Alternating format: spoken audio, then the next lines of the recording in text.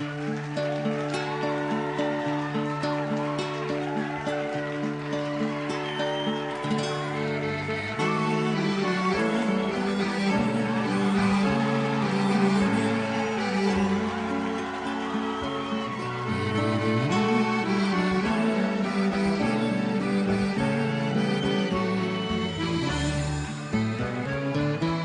vou cevar um mate.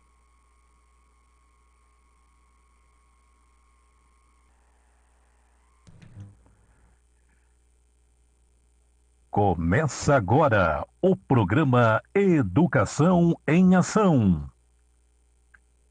Notícias, debates, entrevistas e informações para toda a região. Absolutamente tudo sobre educação. O programa Educação em Ação está no ar. Apresentação Jorge Strauss. Comentários de Lucas Sequinel. 14h01.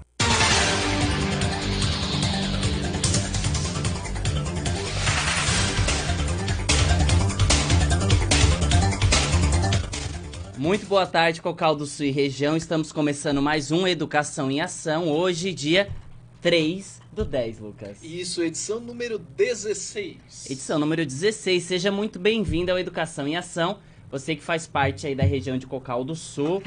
Estamos aí, mais um programa trazendo notícias sobre educação. É claro que é o nosso carro-chefe aqui. E hoje nós temos muitas notícias. Temos que falar lá do Enem, a volta presencial das aulas, esse plano de contingência, Lucas, que eles estão aí discutindo e tá para sair daqui a uma semaninha, já sai esse plano de contingência.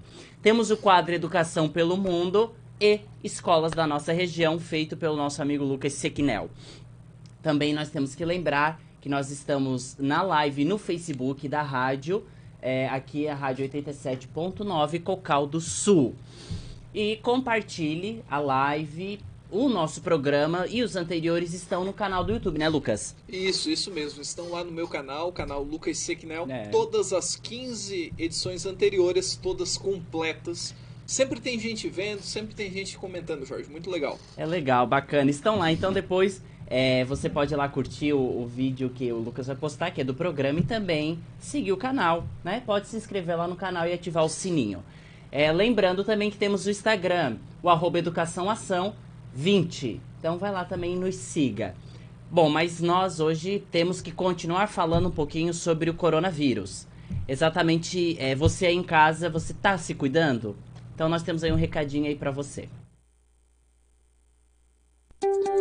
O que é importante saber sobre o coronavírus? O coronavírus ainda é uma ameaça para todos. Por isso, precisamos ficar em alerta. Cuide de sua higiene, lavando as mãos ou usando álcool em gel.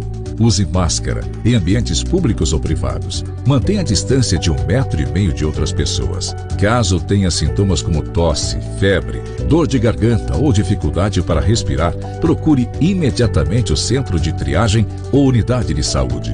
Cocal do Sul contra o coronavírus. Secretaria Municipal de Saúde. Então, tá aí uma notícia importante, que é o coronavírus, Lucas. Nós temos que continuar nos cuidando. Até saiu uma notícia essa semana sobre que o Santa Catarina saiu daquela de risco gravíssimo. Mesmo assim, o corona ainda tá aí e a gente tem que tomar cuidado. Também nós temos aí um parceiro aqui com a rádio, que é o Ponto das Frutas. Então, mais um recadinho aí pra você. Alô, Cocal do Sul! Agora bem pertinho de você, Ponto das Frutas. Frutas e verduras fresquinhas direto da roça. Produtos coloniais, ovos, queijos, salame e vinhos. Venha nos visitar e aproveite para levar saúde para a sua mesa. Aberto de segunda a sábado, das 7 às 19 horas, sem fechar ao meio-dia. E domingo até meio-dia.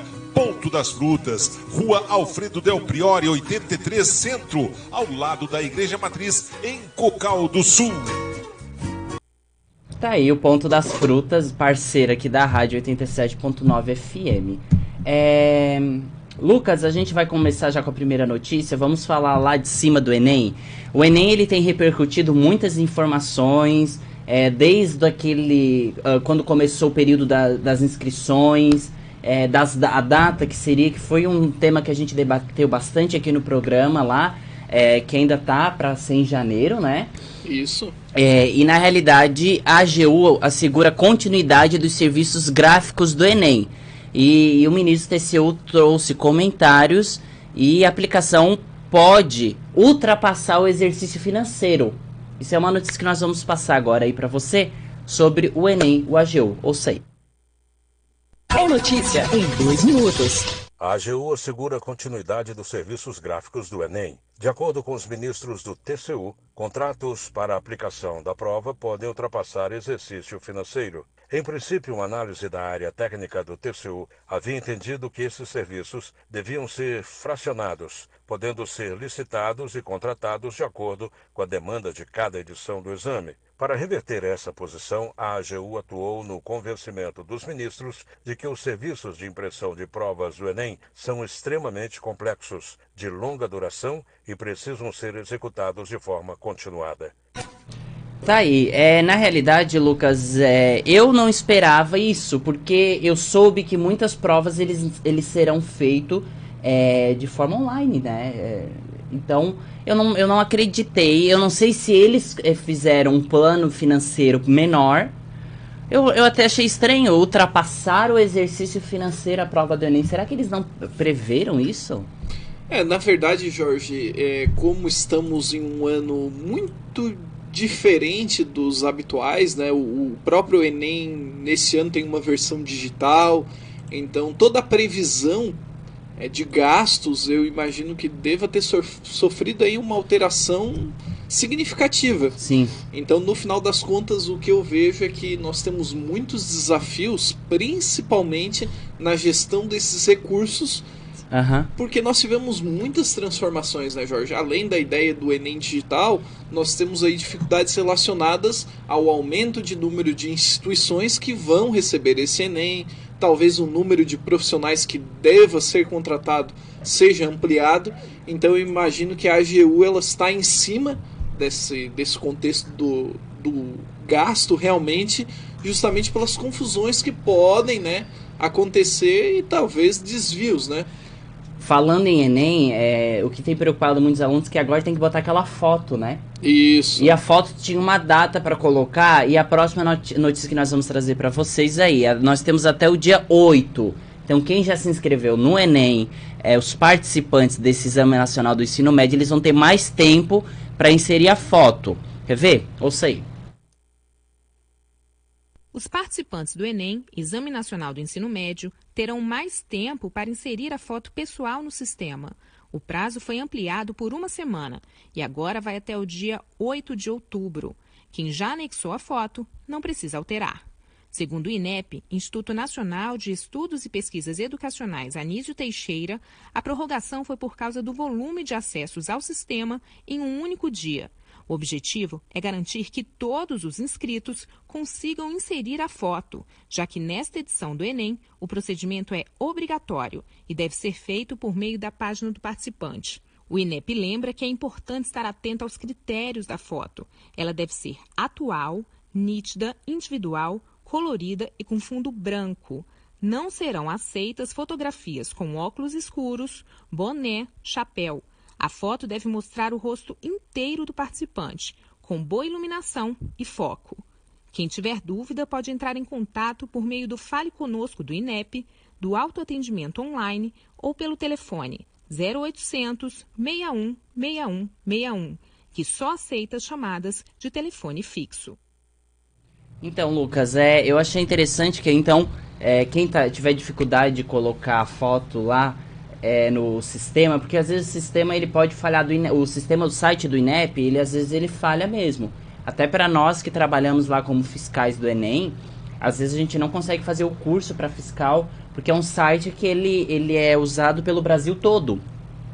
Então tem ali o atendimento 0800 61 61 61 ou o atendimento online lá no Fale Conosco no INEP. Os alunos então fiquem antenados, os que irão realizar a prova do Enem, que tem até o dia 8. Então temos aí mais 5 dias pela frente para colocar a foto no Enem. Lucas, eu estou um pouco preocupado com os resultados do Enem. É um assunto até que a gente pode abordar. Eu queria convidar um professor para vir no programa para falar um pouco sobre esse assunto. Porque eu não sei como que serão os resultados do Enem, né? Principalmente nesse ano atípico que estamos vivendo.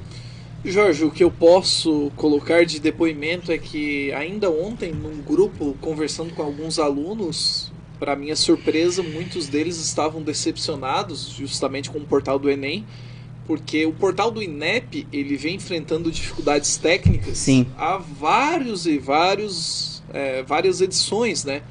Então, no final das contas, me parece que é outro gargalo, né? Ou seja, nós sabemos do volume de alunos que realmente se inscrevem, mas ao mesmo tempo parece que nunca ocorre uma preparação efetiva. Me parece que o Enem sempre proporciona testes paracardíacos, né, Jorge? Porque o aluno que não conseguiu colocar a foto ontem ficou em colapso nervoso, ficou muito desesperado porque imaginava que era o último momento. No final das contas, ocorreu essa prorrogação, porque é claro que nós sabemos também que o aluno brasileiro ele gosta de deixar tudo para a última hora. Procede isso, Jorge?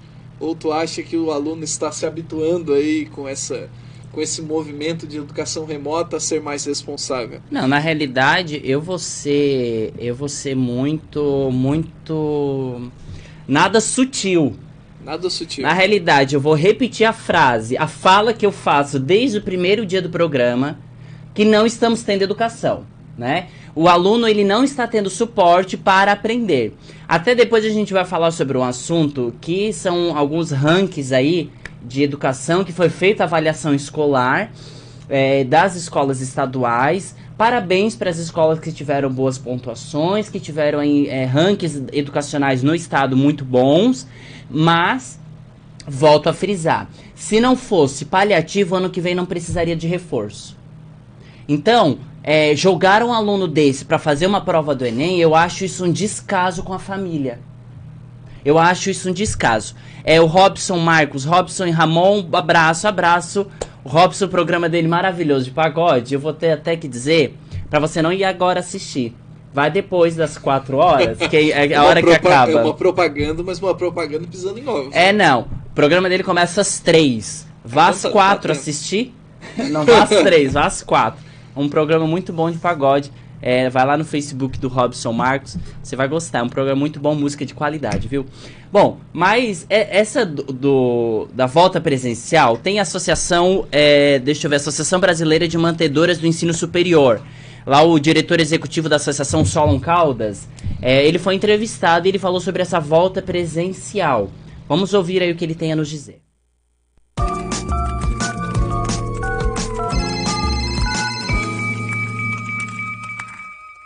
Olá, sejam bem-vindos. Esse é o entrevistado da semana do portal Brasil61.com. A partir de agora você acompanha um bate-papo exclusivo com o diretor executivo da Associação Brasileira de Mantenedoras de Ensino Superior, Solon Caldas. No bate-papo de hoje vamos falar sobre educação à distância, ensino remoto e saber como as instituições de ensino estão se preparando para o retorno às aulas presenciais. Solon, obrigado por nos receber. Eu que agradeço, é um prazer estar aqui com vocês hoje. Para começar, eu gostaria de saber do senhor como estão as expectativas da área para o retorno às aulas presenciais nas escolas e universidades do Brasil. As instituições de ensino estão preparadas e estão obedecendo a protocolos de segurança determinados pela OMS, pelo Ministério da Saúde e pelos governos locais para que essa volta ocorra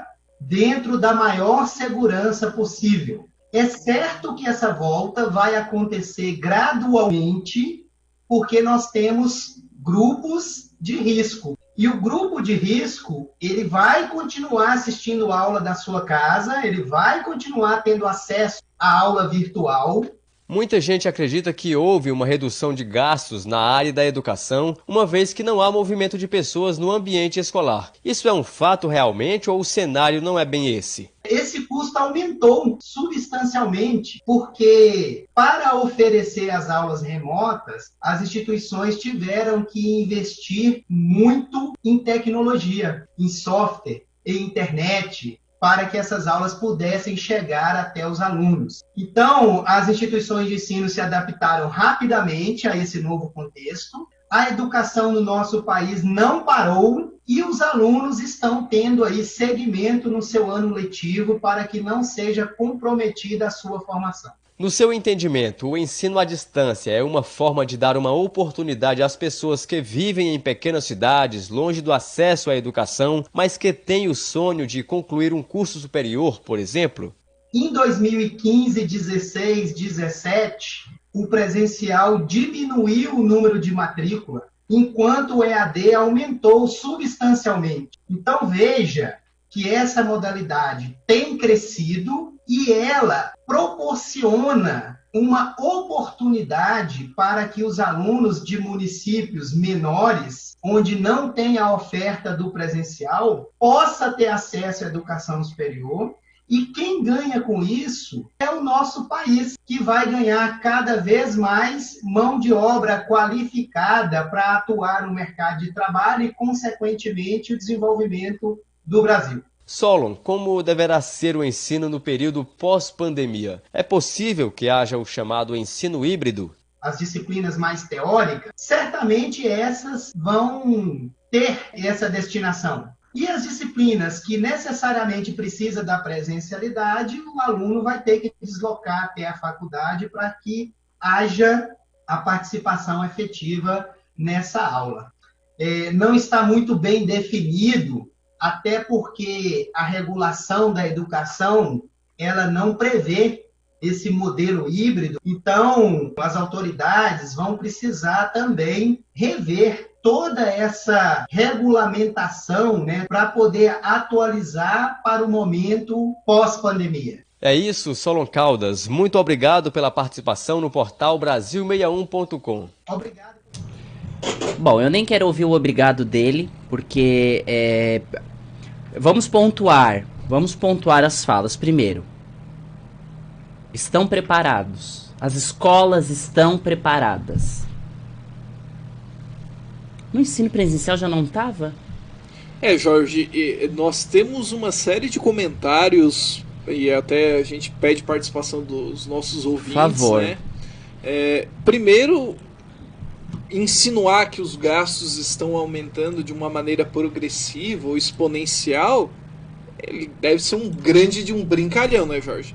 Principalmente porque quando nós analisamos essas instituições privadas, elas recebem ali, né, o fomento delas, a estrutura delas se dá com base nas mensalidades que normalmente não são mensalidades baratas, né, Jorge? Tu ainda tá sendo suave, vamos lá. Estão obedecendo protocolos de segurança. Protocolos de segurança não garantem educação. Não garante educação. Não. Usar álcool em gel, máscara não garante aprendizado. Eu não sei o que a saúde tá querendo se meter na educação. Bom, se bem que a educação não dá conta sozinha. E outra, custo aumentou em investir em tecnologia. Esse senhor que acabou de falar com o Solon Caldas, se vocês não sabem, ele é mestre em TI. Ele é mestre em tecnologia da informação.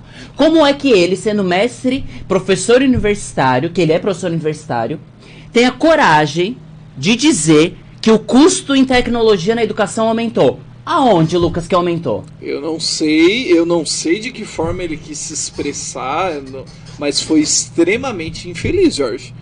A educação em nosso país não parou. Primeiro que não começou. Primeiro que nem começou. Não tem educação, a gente sabe que é empurrado. Kátia Paz, boa tarde. Boa tarde, seja bem-vindo ao nosso programa. Então, um mestre em tecnologias da informação falar... foi muito corajoso a fala dele. Muito corajoso. Eu quero ver... cadê o sindicato agora para falar o que ele disse? Que tá tudo quieto. Ouviram? É claro, porque aí tá mexendo com ensino à distância, com faculdade. A educação básica fica quieta. Por que a educação básica não vai defender isso também? Tá muito errado. Um mestre em TI, ele deveria saber o básico do que é uma tecnologia, não é, Lucas? Com certeza. E, na verdade, insinuar que os gastos estão aumentando de uma maneira exponencial, estão muito maiores que em momentos anteriores, é rir e sambar na cara dos alunos que contribuem e pagam suas mensalidades. Porque ele insinua que não estão preparados para essa educação, esse momento remoto. Mas, Jorge, sejamos francos. Muitas instituições já oferecem cursos à distância. Ou estou enganado? Muitas. Até as universidades que se dizem totalmente presenciais já possuem ali sistema híbrido. Ou então atividades e cursos, né, que são feitos à distância. Sim. Então, quando ele coloca que não estavam preparados para essa educação remota, eu imagino que o estudante de universidades ou centros universitários privados se sinta até ofendido. Porque as mensalidades, elas são mais que o suficientes para a cobertura desses gastos. Colocar na situação que nós temos um momento atípico e que sim, alguns gastos foram rápidos e necessários em um momento muito curto, até dá para se compreender, mas não muito também. Claro, agora, ele está olhando numa visão financeira. Com certeza, ele está deixando a educação em segundo plano. Ele está olhando na visão financeira. Primeiro, ele é formado em administração, tá? Então, assim, eu acredito que ele se equivocou demais na fala, porque dizer que estão preparados... Primeiro, sistema de educação à distância, a preparação do professor é diferente do ensino presencial, né? Senão não teria aí cursos de formação para professor de educação à distância. Quantos professores fazem especialização em educação à distância? Porque é um sistema diferente de ensino. Agora, dizer que os protocolos de segurança estão todos sendo obedecidos, bem, nem fora da escola está sendo. E tá forçando. Tá forçando muito, né? O custo aumentou. No quê? No Google Classroom? E olha, eu já comentei isso. Algumas funcionalidades do Google Sala de Aula, o Google Classroom, elas são totalmente gratuitas. Ou seja, o básico é gratuito. A organização, a ideia de gerenciar e-mails, de gerenciar salas de aula, de facilitar o entendimento e formação, aí é pago. Mas muitas vezes, Jorge, as pessoas acreditam que é a própria Google que desenvolve esse planejamento, essa organização, mas não, são empresas que pegam o Classroom, pegam a licença e exploram isso. Porque o TI do governo não dá conta, né? Não tem como. Bom, a Kátia comenta, tanto não há investimento em tecnologia que muitos alunos buscam materiais impressos. Muitos pais foram demitidos e não podem bancar internet. A educação não fornece esse mínimo para os alunos. A quantidade de material impresso é muito grande. Estamos falando agora aqui de educação superior, né? Que é da Associação Brasileira Mantedora de Ensino Superior. Mas no ensino superior eu percebo essa dificuldade, né? Porque, claro, a maioria tem internet, a maioria tem computador, né? Porque também já é uma outra idade. É diferente, Lucas. É diferente. Entretanto, né, ele falar que a educação em nosso país não parou e que estão preparados, isso é um descaso muito grande. Isso aí é a mesma coisa que falar que a educação básica funciona. Seria ou que as postagens correspondem a uma aula realmente... Se funcionasse... não estaria sendo feito protocolos para o ano que vem para, como que eles chamam de reforço. Se está funcionando, vai reforçar por quê? Isso, Jorge. E aqui no caso específico do ensino superior, nós não podemos esquecer que num dado momento, no início da abordagem, ele deixa bem claro que o número de pessoas matriculadas no ensino superior à distância aumentou muito. Claro. E se aumentou, Jorge, imagine comigo, você já oferece educação à distância. O aluno tem 1 ou 2 momentos presenciais. Você já deve estar preparado para receber, né, ou atender esse aluno de maneira remota, não é verdade? Ou seja, se você oferece educação à distância, o suporte feito à distância deve corresponder a um suporte presencial. Não é verdade? Com isso, me parece, né, que nós temos aí um grande desafio porque a qualidade da nossa educação ela vem em plena derrocada, e quando nós temos um pronunciamento de uma liderança da ABMS-ES, nossa, uma sigla que eu nunca tinha ABMS. ouvido. Eu nunca tinha ouvido falar dessa instituição, dessa associação. Eu fico até pasmo, porque muito provavelmente vai receber fomentos governamentais. Ele diz assim: as instituições de ensino se adaptaram rapidamente a esse novo contexto. Claro, universidade particular, né, meu bem? Depende da mensalidade do aluno.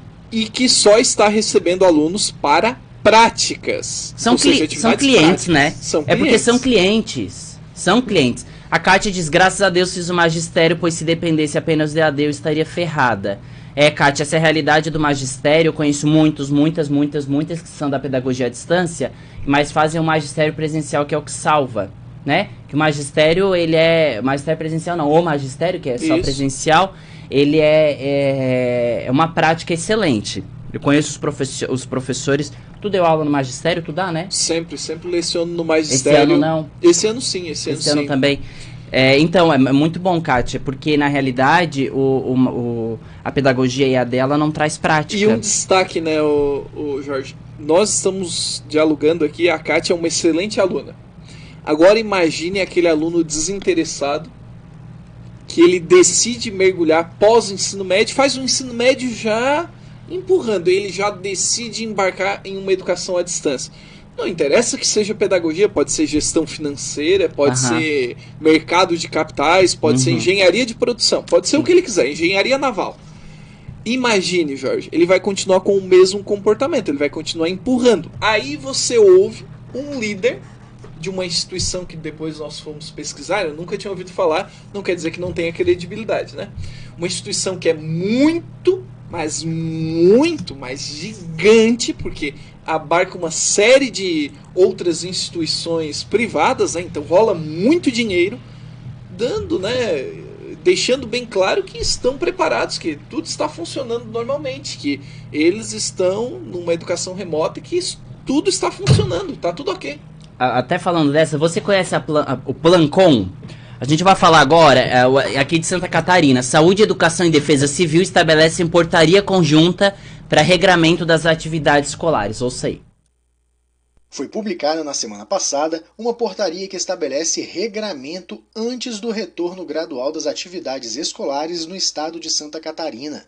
O documento foi oficializado pelo Diário Oficial do Estado e define os critérios de desenvolvimento do plano de contingência escolar. De acordo com o documento, fica estabelecida a obrigatoriedade no cumprimento do plano de contingência nos municípios do território catarinense para a formulação de planos para as escolas e da criação ou reorganização dos comitês municipais específicos para a educação e suas atribuições. Segundo a portaria assinada pelas Secretarias de Estado de Saúde, da Educação e Defesa Civil, os municípios terão autonomia para articular a retomada das atividades, respeitando a matriz de risco potencial e as regras sanitárias determinadas.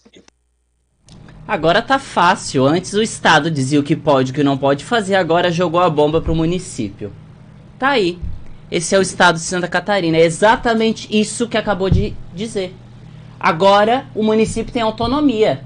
Eu acredito que os prefeitos das cidades, como eles não devem estar, Lucas? Eu acho que com sorrisos de orelha a orelha, Jorge, devem estar extremamente contentes, porque vai caber a eles, quase que exclusivamente, uma decisão importantíssima. O que essa decisão vai poder influenciar? Nós estamos em um ano atípico, Jorge. O que tem esse ano, né? O que tem esse ano que afeta muita gente? Só pra gente saber. O que tem nesse ano que afeta muita gente?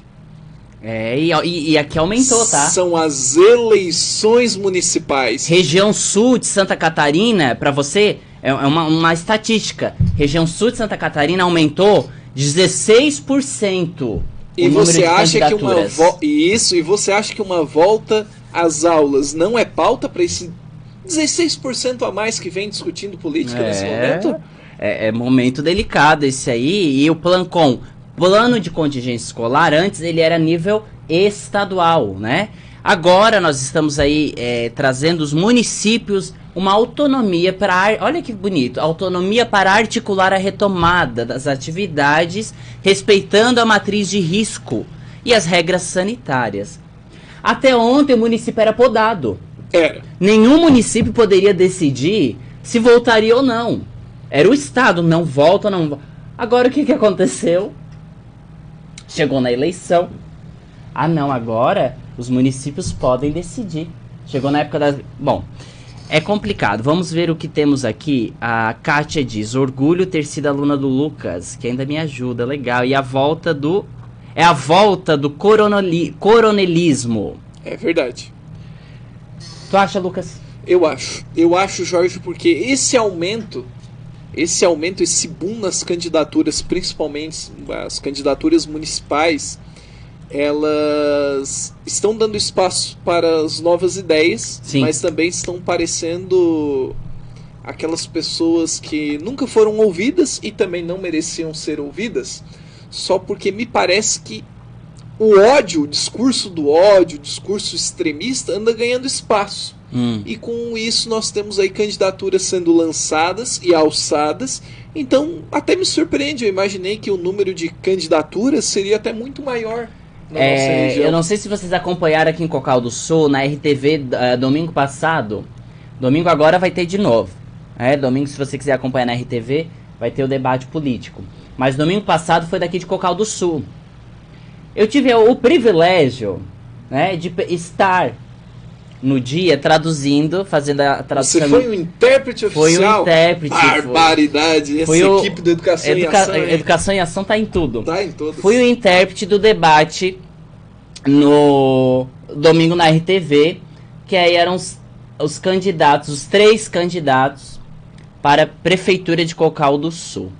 E eu me assustei um pouco quando o tema foi educação, que a gente presta um pouco mais atenção. E eu percebo uma falta de responsabilidade, e de adquirir responsabilidade da parte da educação. Eu não vi nada, absolutamente nada, uma fala sobre uma educação inclusiva, uma educação especial, um olhar, sabe? Não vi. Até eu vou mencionar aqui um erro que eu cometi. Vou mencionar aqui, porque eu não mandei o ofício ainda para a Câmara de Vereadores. Sim, sobre intérprete de Libras nas sessões. Eu ainda tô achando inadmissível Câmara de Vereadores de Cocal do Sul e Uruçanga não ter intérprete de Libras. Ah, vem com a desculpa que é legenda? Olha, não funciona da mesma forma. E o que eu tô vendo? O que eu tô vendo de campanha política sem intérprete de Libras é um absurdo. É um absurdo. Enfim, mas vamos falar um pouco de Libras. O Distrito Federal, Lucas, esse aí não vai ter áudio não, tá? Os concursos públicos no Distrito Federal, agora é obrigatório que a prova seja em Libras, Lucas. A Câmara Legislativa do Distrito Federal aprovou agora na terça-feira, no dia 29, um projeto de lei que prevê a aplicação das provas na língua brasileira de sinais para candidatos surdos. Então, é um projeto de lei, o 678 é um projeto já do ano passado. Então eles podem ter aí a opção, o autor do projeto é o deputado Jorge Viana do Podemos, e ele disse que tinha muitas reclamações por parte dos pares da casa, então ele achou que seria legal o projeto. No projeto, o parlamentar justifica que as provas de concursos do Distrito Federal não levam em conta as necessidades especiais dos deficientes auditivos no momento da aplicação, uma vez que é possível traduzir literalmente o conteúdo escrito à língua portuguesa, Então é um pensamento errôneo que se tinha de que podia fazer a prova escrita, mas lembrando que a língua principal do surdo é Libras. Em Santa Catarina, deixa eu até parabenizar o processo seletivo, o último processo seletivo para os candidatos surdos foi em Libras. E para os candidatos ouvintes que queriam ser intérpretes de Libras e professor bilíngue, a prova também foi em Libras. Foi em vídeo? Foi em vídeo. E, Jorge, você que tem uma experiência, já participou de alguns processos seletivos bem legais, bem diferenciados, Tanto no regime federal, estadual, municipal. Você acredita que esses processos seletivos, quando você inclui uma prova em vídeo, ou como você inclui uma prova em Libras, você acha que você consegue também trabalhar pelo menos um acesso do surdo a um nicho de mercado, a um mercado de trabalho, a uma oportunidade? É igual quando chamam intérprete de Libras para entrevista de trabalho. São coisas muito importantes, são pequenas coisas que fazem uma diferença muito grande. Então, no processo seletivo, concurso público, no federal já é muito tempo, é assim, né? No sistema federal, os institutos federais, muito tempo é assim, né? Mas eu achei legal, principalmente para candidatos surdos. Porque como que a gente pode falar aí que se tanto dizem, tanto falam de meritocracia? Como que a gente pode falar de meritocracia para um surdo que vai fazer a prova em português? Porque meritocracia, o surdo e o ouvinte tem que partir do mesmo ponto. Isso mesmo. Então o ouvinte ele sai da prova escrita em português e o surdo vai em vídeo em Libras. Aí, esse ponto que eles podem concorrer juntos. Claro. Né? Aí que pode concorrer. Aí isso é meritocracia. Aí ocorre uma igualdade de condições. Ocorre uma igualdade de condições.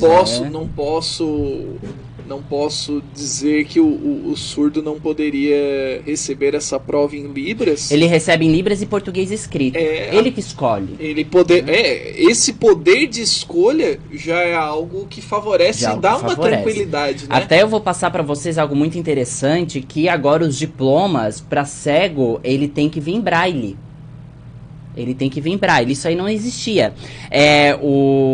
A Câmara Legislativa do Distrito Federal, de novo, é o mesmo assunto, aprovou na terça-feira, dia 29, o projeto de lei número 863, também do ano passado, que obriga as instituições de ensino público e privado da capital a fornecerem diplomas impressos em braille para alunos com deficiência visual. A norma de acessibilidade vale para certificados de conclusão dos ensinos fundamental, médio e superior, e o projeto teve sua tramitação concluída e agora ele vai para a sanção do governador. Eu espero que este projeto, os próximos estados, né, os estados brasileiros, copiem este projeto para que tenha aí uma igualdade. Porque pensa, Lucas, um diploma, né, que um cego ele vai receber, vai estar no idioma, vai estar adaptado em braille, que é o idioma dele. Eu achei legal esse projeto, achei bacana, achei que isso sim, a gente está partindo aí, não é inclusão não, é acessibilidade, né? Estamos falando aí de acessibilidade, achei interessante. Pensa, um diploma ele vem todo em braille, que é pro cego, bacana. Jorge, recebi até uma pergunta por áudio aqui, né? Tava ouvindo a pergunta da pessoa. É que assim, ó, nas escolas, por mais que as escolas não tenham ali alunos cegos, né, ou que façam uso de material em braille, muitas escolas elas recebem materiais em braille, né? Elas recebem, por exemplo, tinha uma colega minha abordando que ela falou que ela viu que tem uma espécie de uma revista em braille que vem do MEC, é uma revista bem grossa, né? Até porque o material em braille fica volumoso. Mas assim, Jorge, a minha pergunta, será que não seria útil destinar esses materiais às instituições que realmente atendem esses alunos? Porque a gente vai ter um tema bastante polêmico hoje aqui, né? Mas dando uma antecipada, sim, será que é importante conter e ficar parado lá sem ninguém utilizando? É bom para construir um acervo? Ela faz essa pergunta nesse sentido. É interessante para ter um acervo ou seria interessante para ter manuseio, para ter uso de fato? Né? Tu tem uma experiência com a educação especial. Primeiro, eu vou falar de região estadual primeiro, a Santa Catarina. Quando vem um aluno cego, se matricula na escola, ele vem em braille as partes dos livros. Então os livros didáticos, ele vem as partes em braille. Só que ele demora muito para chegar, porque ele vem de Florianópolis. Certo. Então... trabalho da Universidade Federal? Não. Não. É a própria Secretaria de Estado, junto à parceria com a Fundação da Educação Especial, a FCE. Uma coisa muito problemática nesse sentido é que quando os livros chegam,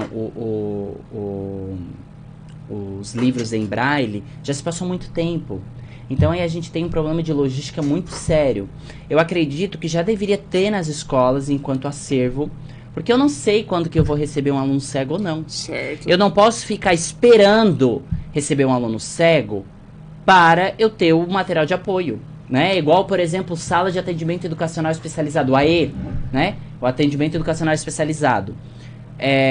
Eu não posso esperar ter uma sala de atendimento equipada corretamente só quando chegar um aluno.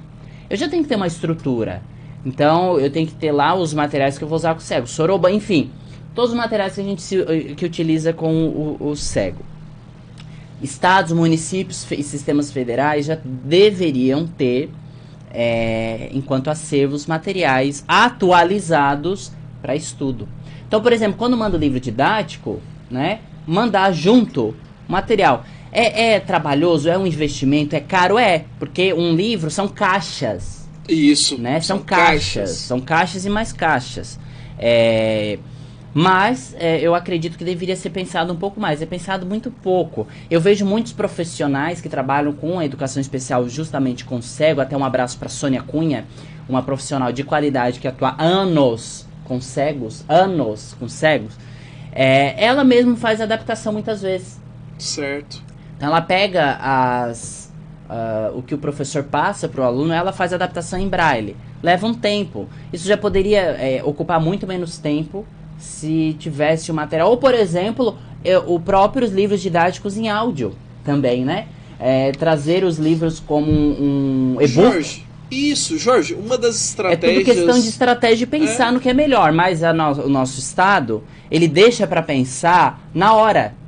Tanto é que ele deixa para contratar intérprete em cima da hora. É tudo assim. E aí, quando se perde, com um aluno de educação especial, a gente não pode perder tempo. A gente tem que correr atrás, muitas vezes, do tempo perdido. A Kátia Paz diz: ouvi falar de um projeto de lei que o presidente assinou, o qual os alunos com deficiência podem ser separados dos demais. Procede? Vamos falar daqui a pouco.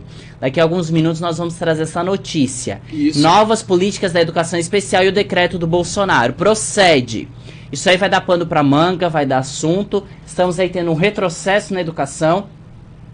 Uma briga de anos que um projeto de lei derruba. A gente vai conversar sobre esse assunto. Mas agora vamos pro escolas da nossa região, Lucas. Isso. Nessa semana nós vamos investigar aí mais uma escola da nossa região, né, Jorge? Nós vamos dessa vez entender um pouquinho da história do Colégio Princesa Isabel. Escola de Educação Básica Princesa Isabel. Quem aí trabalhou já no Escola Princesa Isabel, você que é aluno ou os pais, vamos conhecer um pouquinho. Eu botei lá no Instagram 3 escolas e a vencedora foi a Princesa Isabel. Eu tô achando, Jorge, que ninguém quer escutar a história ou detalhes do Caetano e do Schuller. Eu acho que a gente vai ter que mudar porque trata-se de 2 escolas ali que não vêm sendo escolhidas. Então vamos lá. Semana que vem vamos falar do Caetano, então. Tá, e depois do Schuller. E depois do Schuller. Lembrando que nós estamos escolhendo aí algumas escolas que são expoentes, né, que marcaram a carreira de muitos profissionais, de muitas pessoas até hoje. Na primeira edição nós tivemos o Colegião de Criciúma.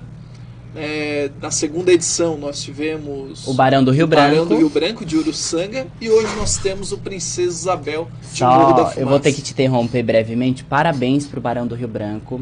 Hoje eles fizeram um trabalho fantástico.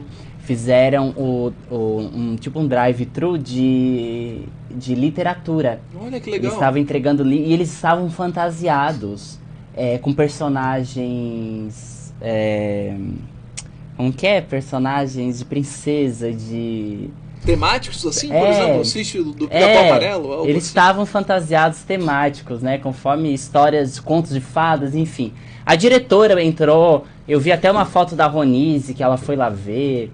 Então, os pais paravam ali com os carros e a escola, porque o Barão do Rio Branco já tem um trabalho há muito tempo com literatura, né, o incentivo à leitura. E aí fizeram, já que os alunos não podem pegar o livro, não tem como, eles paravam o carro e aí davam os livros para as crianças levarem para casa. Achei um trabalho bem bacana, parabéns.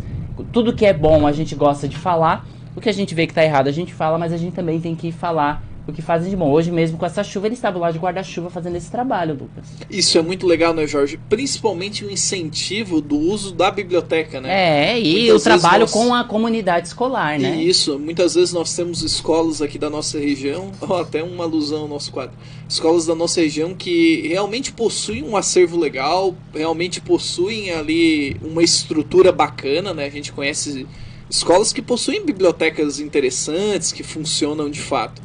Só que no final das contas, né, Jorge, me parece que algumas vezes as pessoas relaxam, né, da importância da literatura, e essa ideia do drive-in aí, né?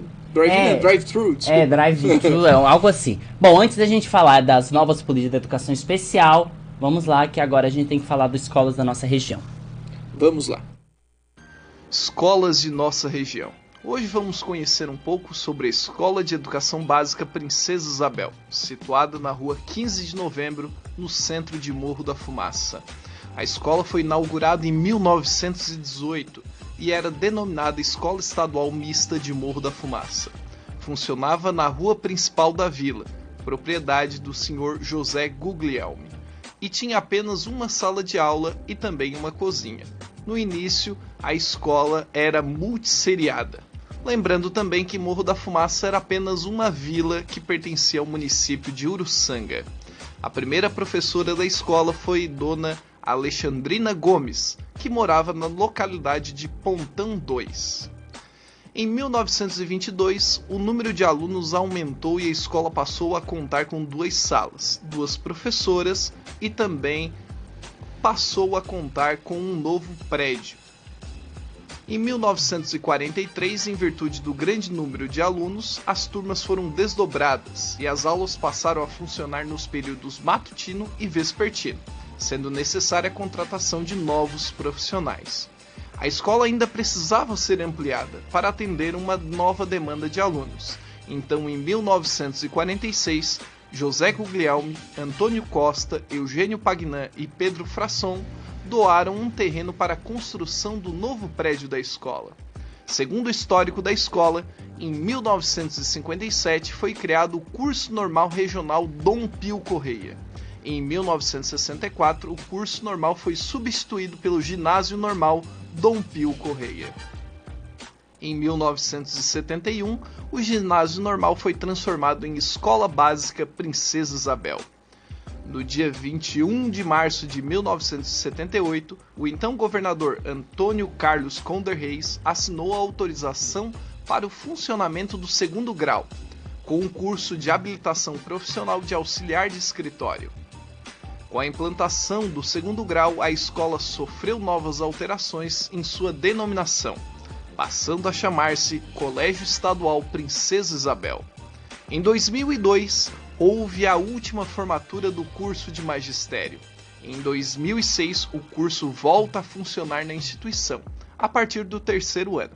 Esse curso funcionou e vigorou até 2009, quando formou a última turma do curso profissionalizante de magistério. Atualmente, a escola conta com o 1º e 2º segmento do ensino fundamental e também com ensino médio, contando com também aproximadamente 700 alunos. Tá, Lucas, fala aí então como foi a pesquisa da escola.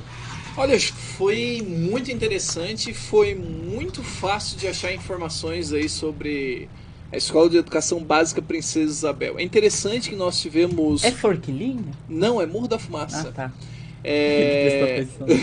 Nós tivemos aí programas como o PIBID que investigaram um pouquinho, né, e publicaram artigos e materiais sobre algumas escolas da nossa região. Um detalhe interessante, né, Jorge? Além do Caetano, do Schuller, nós temos aqui escolas históricas, né, como o Irmã Edviges, que é bem antiga, uma das mais antigas da regional, Natália Vassoler, o Tramontim. Nós estamos focando as nossas energias na pesquisa, né, desenvolvendo essa pesquisa principalmente nas escolas que são mais antigas, né? Nós depois vamos para Orleans, para Lauro Miller, investigar aquelas escolas estaduais que são bem grandes também. E primeiro nós estamos privilegiando então essas estaduais porque elas têm envolvimento com a formação do ensino médio. né? Então nós temos muitas pessoas que vão ouvir e vão se identificar. Nossa, eu fiz o ensino médio, eu me formei ali. Ou quem fez o magistério ali, né? Quem fez o magistério. Tem um laço de afetividade muito maior quando estamos ali falando do final da sua formação.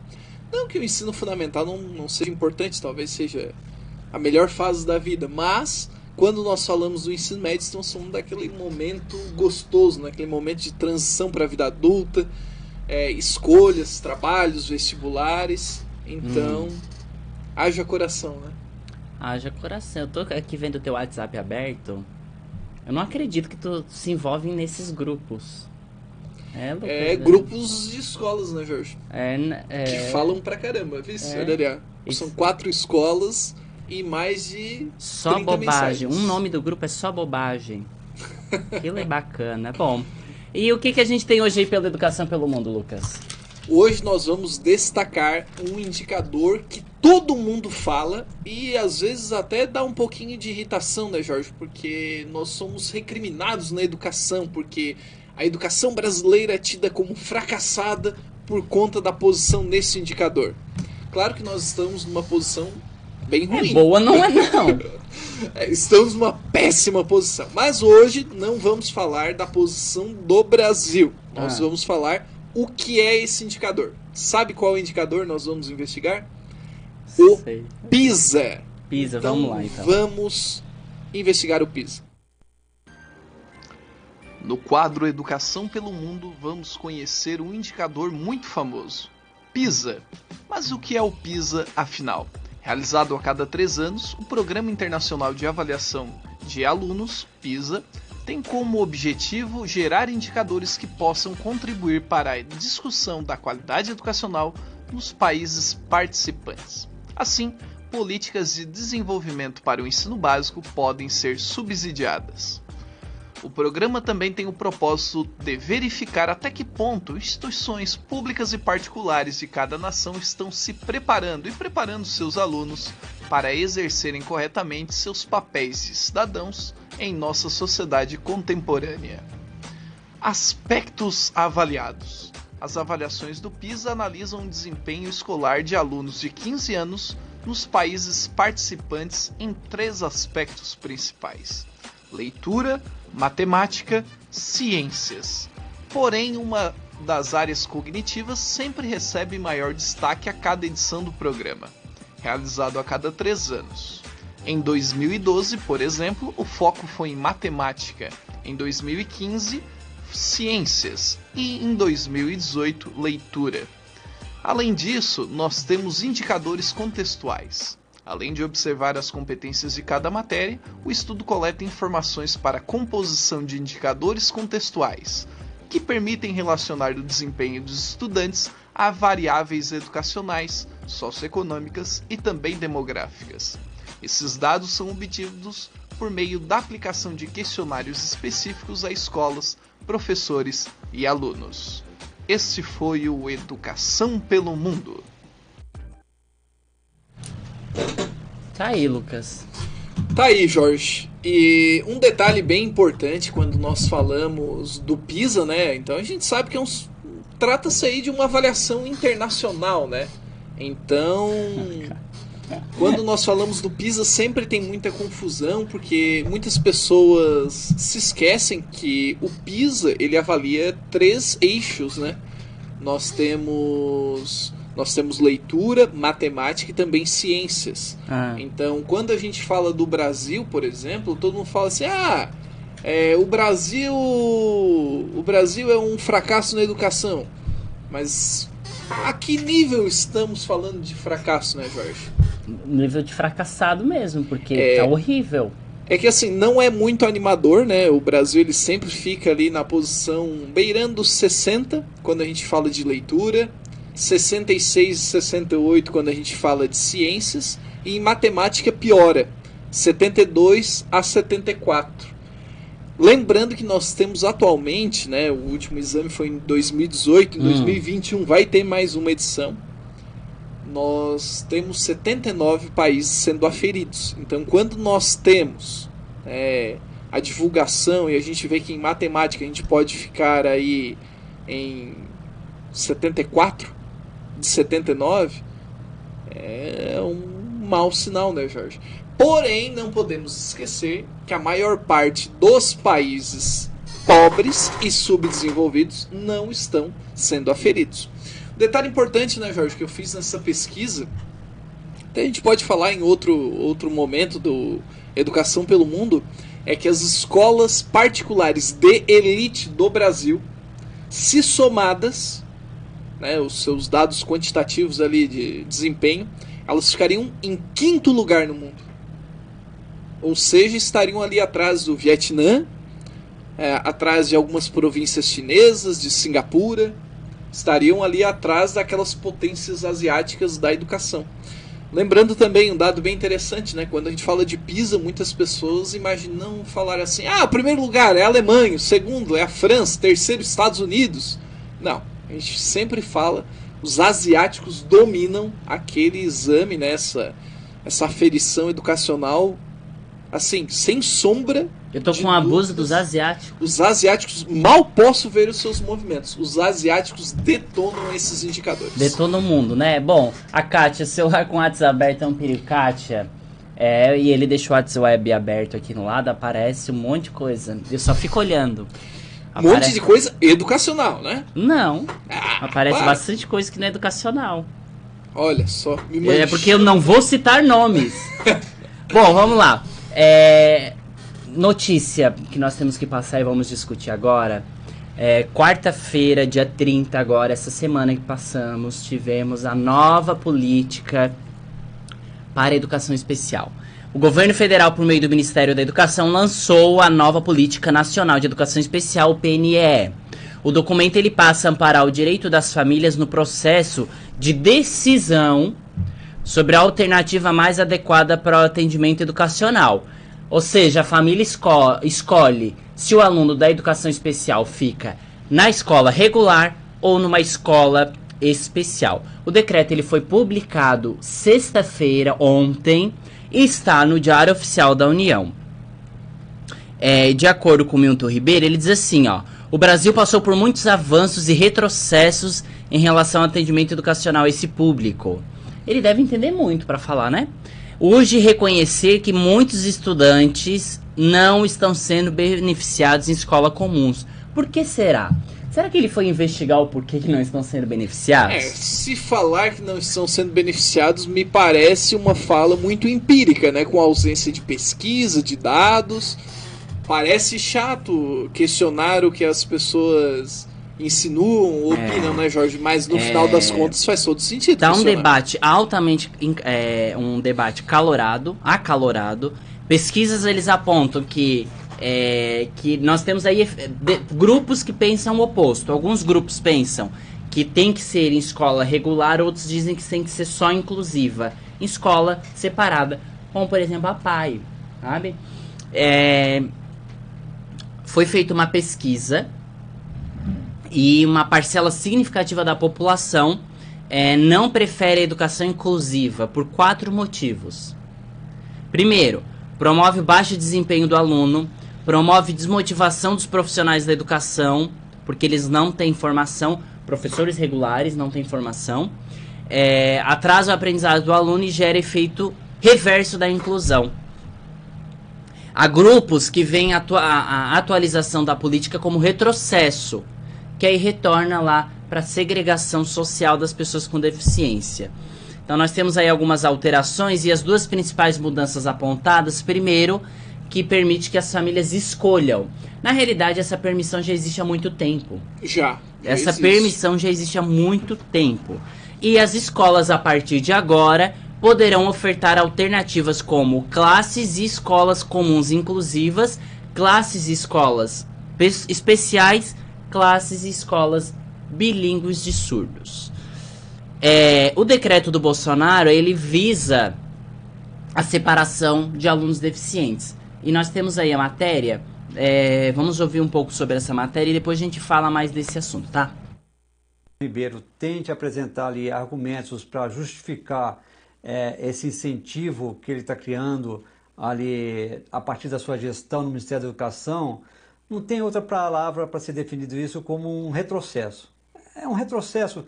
Hoje, eu estava checando aqui informações, Raquel, mais de 90% de alunos portadores de algum tipo de deficiência, alunos especiais, já frequentam as salas normais nas escolas públicas.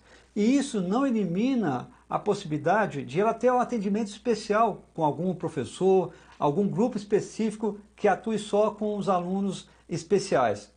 Porque esse é o melhor caminho. Você garante um atendimento especial para a criança, para o jovem, mas procura incluí-los também nas salas de aula. É uma forma, realmente, o nosso entrevistado disse, é o veneno da exclusão sendo inoculado agora pelo governo do presidente Jair Bolsonaro. Algo que a gente nem estava nem em debate, e agora vem o ministro propondo essa medida. Isso é um incentivo, é o seguinte, os estados, como disse a Raquel Porto Alegre, eles têm autonomia para acatar ou não é uma obrigação. Mas o MEC dá um estímulo financeiro, ou seja, meio que empurra alguns estados ou municípios para adotar esse tipo de prática de olho no que em recurso. No momento de falta de dinheiro, algum estado, algum município pode acabar se sentindo tentado a adotar essas salas especiais para que os alunos tenham aulas apartados. É isso, é uma forma de apartheid. Você está apartando esses alunos do convívio, da socialização.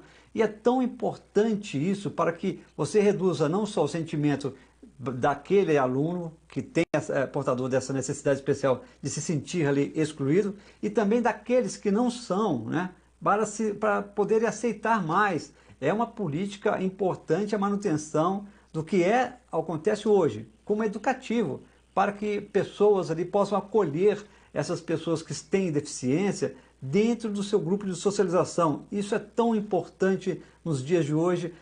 Isso vinha como um avanço nos últimos anos. Acho que no mundo inteiro isso é visto como a necessidade de você incluir e não excluir, porque o que está sendo proposto é uma forma mascarada de exclusão. Por mais que venha com aquele argumento, os alunos precisam de um atendimento especial, de uma atenção especial, mas isso já pode acontecer. Ele pode ter ali o convívio natural nas salas de aulas e ter um atendimento separado com grupos para identificar exatamente quais são os problemas, tratá-los de forma diferenciada neste grupo, mas garantindo a socialização. Não tem outra palavra, Raquel Cecília, é um retrocesso. Só trazer a seguinte... Lucas, vamos lá. Já foi a nossa matéria. E a Kátia comenta: a situação da falta de investimento, de investir na formação dos profissionais, escolas e demais localidades. Não há por que separar, excluir. Os colegas de sala sempre ajudam os colegas que precisam, isso aumenta a humanização. É um assunto que eu considero muito delicado, que nós não estamos falando aí de educação regular, nós estamos falando aí de educação especial, educação inclusiva. Ainda bem que o nome é educação especial, não inclusiva, né?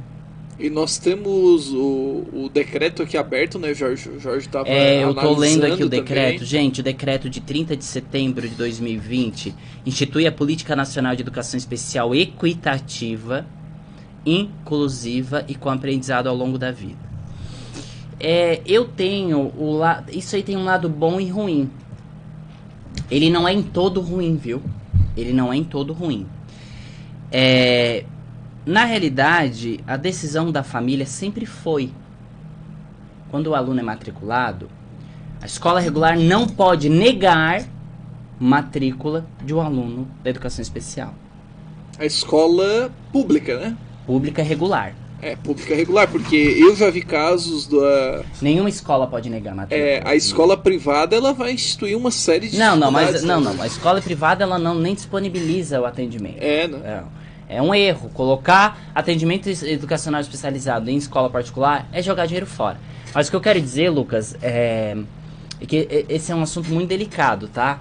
Ensino regular não pode negar matrícula. Nós temos lá, mas aí a gente tem um contraponto. Por exemplo, escolas bilíngues.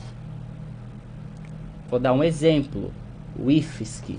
Certo. Vou dar um outro exemplo. A escola da Prefeitura de Criciúma, que é uma escola polo. Escola polo. O Estado não tem escola polo assim, né? Nós temos lá a escola polo, que é o IFSC, que é federal, de Palhoça, bilíngue. É um tipo de segregação porque o surdo ele vai para a escola bilíngue. Certo. Só que a diferença é que o ouvinte também vai. Uhum. Então, existe aí uma... Eu acho, Lucas, que assim como vai ficar, vai acontecer a seguinte coisa. Eu vou ser muito objetivo agora. Vai acontecer a seguinte coisa. Os alunos da educação especial vão todos para a escola de atendimento especializado. Escolas de atendimento. A maioria dos pais vão optar, porque acontece algo que diretor nenhum consegue fazer, que nenhum professor resolveu até hoje, que é o preconceito. Certo. Uma segregação, né? Porque assim, coloca o aluno da educação especial dentro da escola regular. Legal. Mas os pais, muitos deles, sofrem porque os filhos chegam em casa porque sofreram o preconceito dos alunos da educação regular. Ou que chamam de mudinho, surdinho, ou ceguinho, ou, enfim, nomenclaturas chulas que utilizam, ou preconceito mesmo, discriminação. Então, um pai que vê isso, o filho sendo discriminado dentro de uma escola regular, ele vai querer realmente que o filho estude numa escola de educação especial. É complicado. Dar o poder para os pais, porque os pais eles querem o melhor para o filho, né? Em questão mais de aprendizagem, eles não dominam. Tem que lembrar disso também, eles não dominam. Eu não sei, Lucas, isso aí não é inclusão nunca. Do jeito que tá, também não é. Do jeito que vai ficar, vai continuar não sendo. A diferença é que as conquistas que a gente conseguiu até hoje dentro da escola regular vai por água abaixo. Isso, e Jorge, um dado importante é que quando você investiga como é que isso está repercutindo realmente, né? Como é que as pessoas estão se manifestando. Eu visitei uma das postagens do portal G1 e também do portal R7 no Facebook, onde as pessoas comentam mais, né? Até mais que o Instagram, às vezes, nesse tipo de reportagem. E o que a gente repara é que muitas pessoas que possuem filhos, né, com algum tipo de deficiência, apoiaram, algumas pessoas apoiam essa decisão de atendimento especial, principalmente quando a deficiência é cognitiva, ou seja, aliás, intelectual. É uma deficiência intelectual, ou seja, para alguém que tem uma paralisia cerebral ou algo do tipo, né? Claro que para a deficiência física as barreiras são arquitetônicas, mas a barreira pedagógica que é vista pela sociedade comum é que realmente falta preparo dos profissionais. Nós, profissionais, eu me enquadro nisso, não tenho preparo nenhum, né? Eu acho que é o caso da maioria dos profissionais. Nós podemos participar adaptando atividades, mas adaptar atividades não significa estar preparado, né, Jorge? Os professores do ensino regular, eles não têm formação alguma. Mesmo vocês na licenciatura vocês têm educação especial, né? Tem educação especial, psicologia da aprendizagem, então vocês na prática, na teoria vocês têm. Vocês têm que sair da faculdade sabendo adaptar uma prova, adaptar um trabalho, uma atividade. Na teoria tem que saber. Mas não sabem no final. Acabam não sabendo, porque ainda é muito pouco o que é ensinado lá na faculdade. Então é algo que tem que já ser visto e mudado no currículo acadêmico, é algo que tem que ser modificado no próprio currículo escolar, porque o currículo escolar ele ainda está muito segregado, ele não é inclusivo nem acessível. Então, partindo do pressuposto, por exemplo, um surdo que está numa escola regular, ele tem intérprete de Libras, ele tem atendimento educacional especializado, ele tem lá o professor surdo, que é o instrutor de Libras, ele tem o professor bilíngue, o segundo professor bilíngue, tem dentro da escola regular. Na realidade, intérprete de Libras, nem aqui nem na China, é inclusão. Nunca intérprete de Libras entrou no nível inclusivo. Intérprete de Libras, eu sempre falo aqui, é nível acessibilidade. Não tem nada a ver com inclusão, gente. Por favor. A gente não pode misturar as coisas. Não é porque tem intérprete de Libras na escola que a escola é inclusiva. Não. A escola é acessível, não é inclusiva. Isso aí eu sempre repito, Lucas. E o governo, por não ter um grande conhecimento, mas eu achei interessante que o governo federal, eu estou lendo aqui o decreto, ele tem aqui uma carta na manga para a educação bilíngue de surdos muito forte. Qual é? Que é a criação de escolas bilíngues. Ah, é uma alternativa interessante. Criação de escolas bilíngues. Essas escolas, elas vão gerar mais recurso para a educação bilíngue, que é o que tanto deseja. E o presidente e a primeira-dama, eles são muito acessíveis enquanto educação bilíngue. Tanto que o primeiro decreto lançado pelo presidente, eu não sei se vocês lembram, mas é relacionado à educação dos surdos. Isso. Foi o primeiro decreto que ele lançou quando ele assumiu a presidência. Agora, quando a gente vai falar agora de transtornos globais, de desenvolvimento, altas habilidades, superdotação, eu não sei se uma escola separada seria o melhor.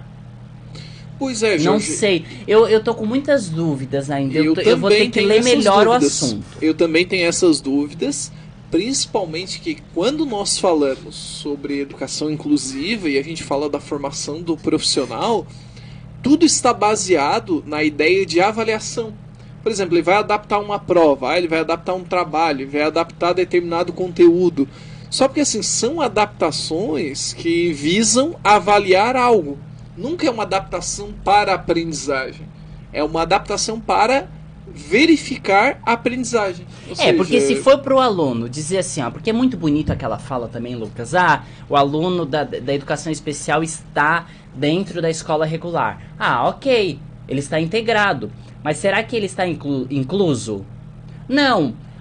Esse é o debate também. Porque a gente também não pode fazer vista grossa e dizer que o aluno da educação especial está dentro da escola regular, que está tudo bem. A Kátia Paz diz, tem um primo que mora em Floripa, tem autismo. Mas a turma de alunos com deficiência é separada dos demais. Recreio separado, parece que são detentores da doença contagiosa. É na Flórida, é muito Jorge. Triste. Flórida, eu não li. Estados Unidos. Flórida.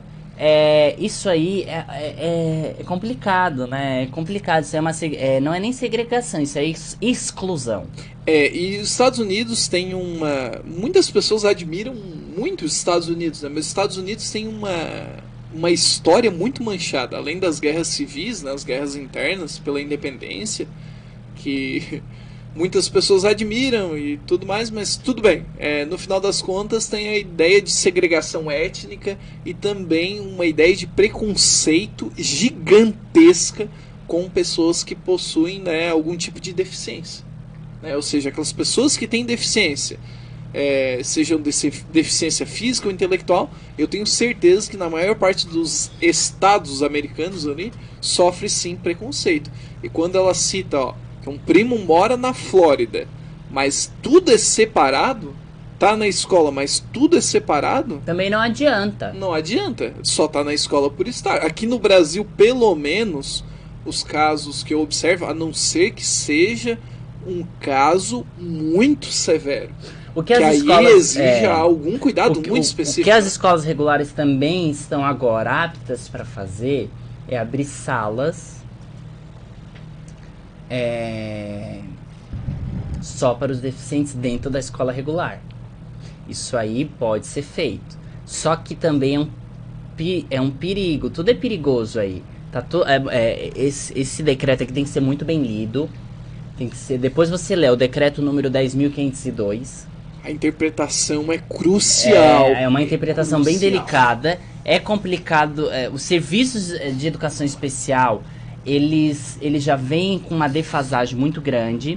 Quando ele saiu do atendimento de escolas especiais e foram para dentro da regular. Então, por exemplo, quando o surdo saiu de escolas da PAI, por exemplo, quando o surdo saiu da PAI, não faz muito tempo não. Não. Quando o surdo saiu da PAI e foi para as escolas regulares, porque eles achavam que o surdo era deficiente intelectual, foi para dentro das escolas regulares, a gente já está há muitos anos, né? Os intérpretes mais antigos vem observando essa luta. Eu venho observando de 2014, 2013, 14 para cá,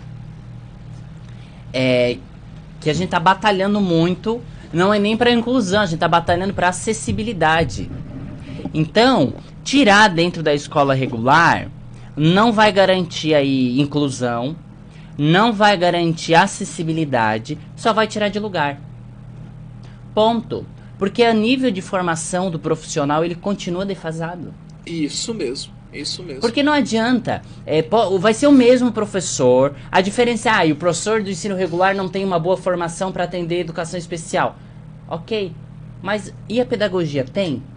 Não. E Jorge, um detalhe importante, né? Isso serve para rede estadual, municipal, para federal nem tanto, porque eu sei que funciona num regime um pouquinho diferente. Federal é muito mais evoluído, né? Dá licença. O que eu digo é o seguinte, vamos supor que um professor ele tem 40 horas, Jorge. Já pensou o paraíso que seria? Ele tem 40 horas, 25 aulas ele fica frente ao aluno. Professor comum, professor de geografia, de história, de matemática, as outras 15 horas seriam divididas. 5 horas, planejamento. Vamos supor que seja planejamento, ou 10 horas de planejamento. Vamos supor que semanalmente ele teria 5 horas de cursos de formação continuada ou 10 horas de formação continuada. Eu tenho certeza, Jorge, que semanalmente 5 horas dedicadas ao estudo, ou seja, se o governo pensasse em implementar políticas efetivas, né? 5 horas semanais, Jorge, das 40 semanas que nós temos de aula. Bastante coisa, né, Jorge? Nós teríamos 200 horas. Daria para fazer aí pelo menos uns 4 cursos de 50 horas. Cursos de Libras, os passos básicos iniciais da Libras, atendimento e inclusão, adaptações e inovações pedagógicas. Ou seja, me faz a cabeça que um dos passos necessários seria a formação continuada. Lucas, mas eu acho que nesse momento é importante a gente ouvir outras opiniões. Claro. A Andrea Werner, vamos ouvir o que ela tem para dizer. Oi pessoal, aqui é a Andrea. Eu vim aqui para falar com você sobre a novidade que surgiu ontem, que é a nova Política Nacional de Educação Especial do governo. Eu passei as últimas horas lendo o decreto no detalhe e eu estou aqui para dividir com vocês alguns pensamentos e preocupações. Mas antes, vamos falar do cenário atual. Nós temos leis e tratados, tanto nacionais como internacionais, que garantem a inclusão escolar como um direito. É crime recusar matrícula de criança com deficiência. A Lei Brasileira de Inclusão fala em adaptações razoáveis, salas de recurso no contraturno, profissional de acompanhamento. A matrícula de crianças com deficiência nas escolas regulares subiu muito nos últimos anos, na mesma medida em que caíram as matrículas em escolas especializadas. Se por um lado isso é muito bom, também tem o lado não tão bonito. Ainda há escolas que negam a matrícula, mesmo sendo contra a lei. E grande parte das escolas, para não dizer a maioria, não fez adaptação nenhuma para receber os alunos com deficiência. Não investiu em formação continuada dos professores, não tem sala de recurso no contraturno e nem profissionais capacitados para fazer adaptações de material, de metodologia. Sem falar nas salas de escolas públicas que chegam a ter 40 alunos de uma vez. Em outras palavras, se decretou a inclusão, mas não se investiu devidamente em inclusão. E isso leva muitos pais e mães desesperados a procurar a escola especializada ou mesmo a tirar o filho da escola. Por falar em escolas especializadas, isso virou um território sem lei, quase um limbo. Sem acompanhamento, sem fiscalização adequada e sem preparação de profissionais, não tem padronização de currículo e existe de tudo, desde as que fazem um trabalho bacana até aquelas que são literalmente um depósito de crianças e adolescentes com deficiência. Qual a saída, então? Aí as opiniões se dividem, eu vou deixar aqui a minha, levando em consideração essa nova política de educação especial. No momento em que tivermos como política de Estado o investimento em escolas especializadas, os gestores escolares vão ter a desculpa perfeita para recusar ainda mais as matrículas das crianças com deficiência.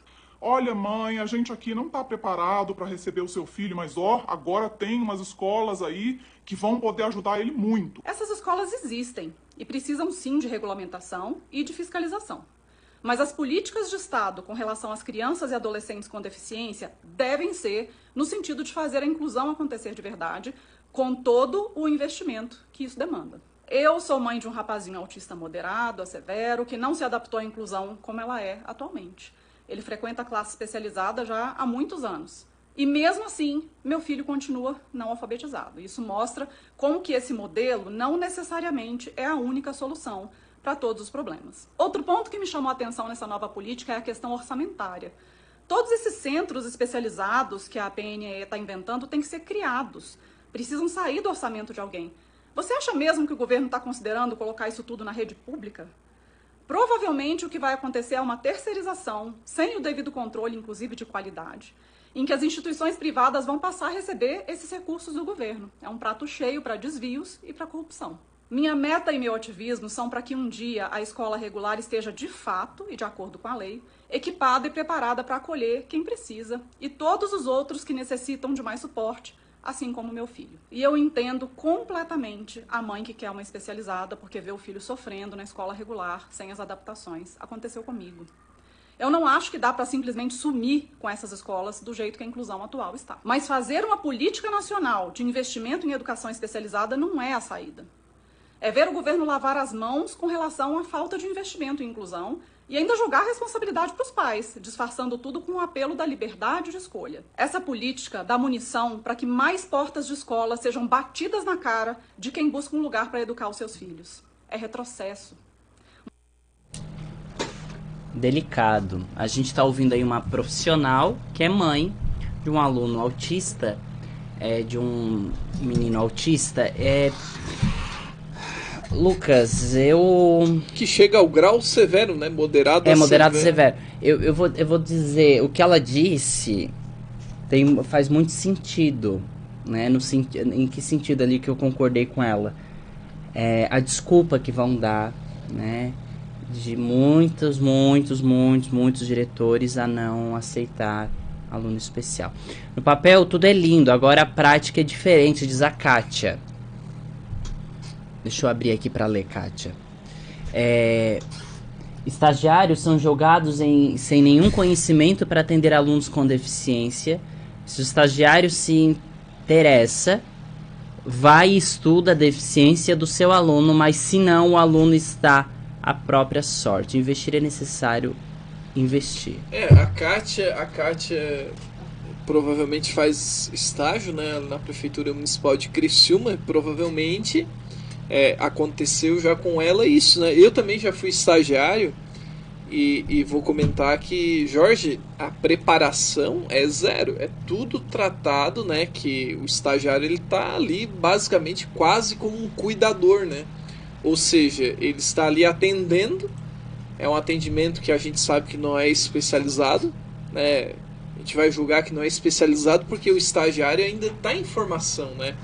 Apesar dos pesares, apesar de uma boa vontade, é como a Kátia disse, se o estagiário ele não vai atrás, ele não faz ali, né, não tem um diálogo com a própria escola, com os pais, com os outros professores, fica muito difícil de desenvolver um trabalho. Então, é um assunto muito delicado mesmo. E outra, criar escolas de atendimento especializado, escolas separadas, é um dinheiro alto. E como ela disse, se for terceirizado, pode ser ou não, né? Porque muitos estados eles já têm polos e locais para isso. Eu vou falar agora por Santa Catarina.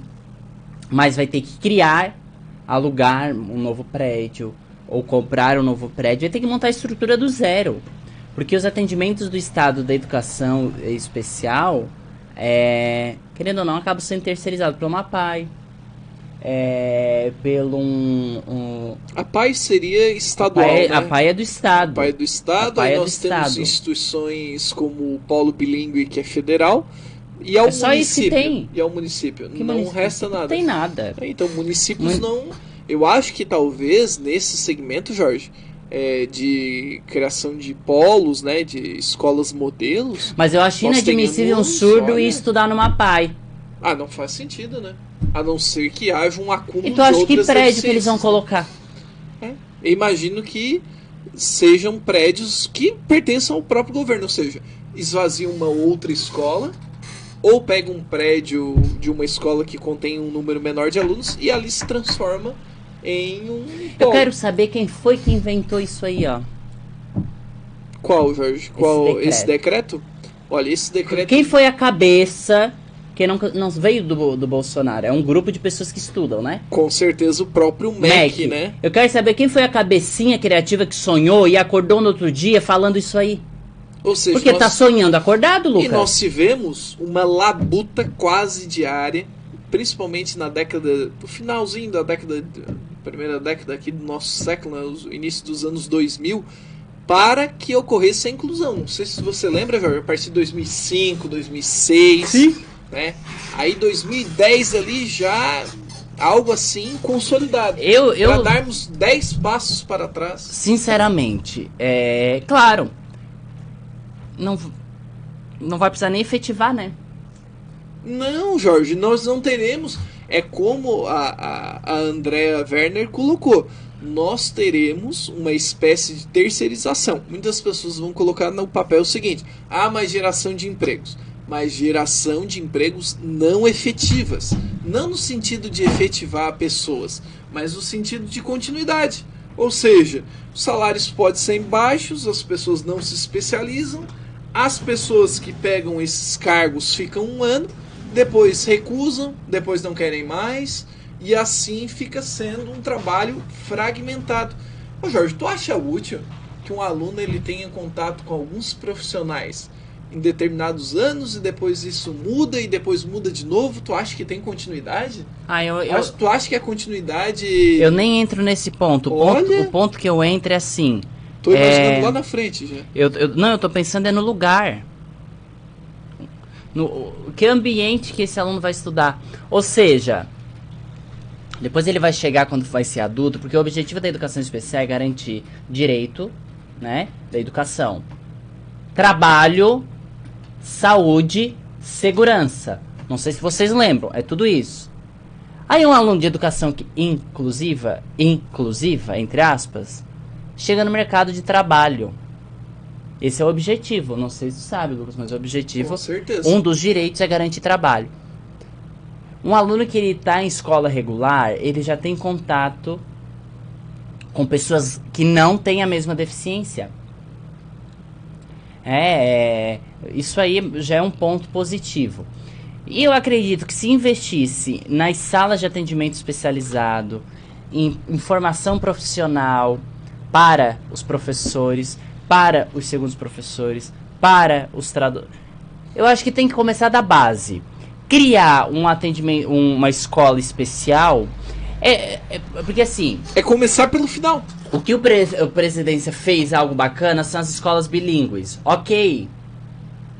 Só que esse parâmetro não pode ser seguido para toda a educação especial.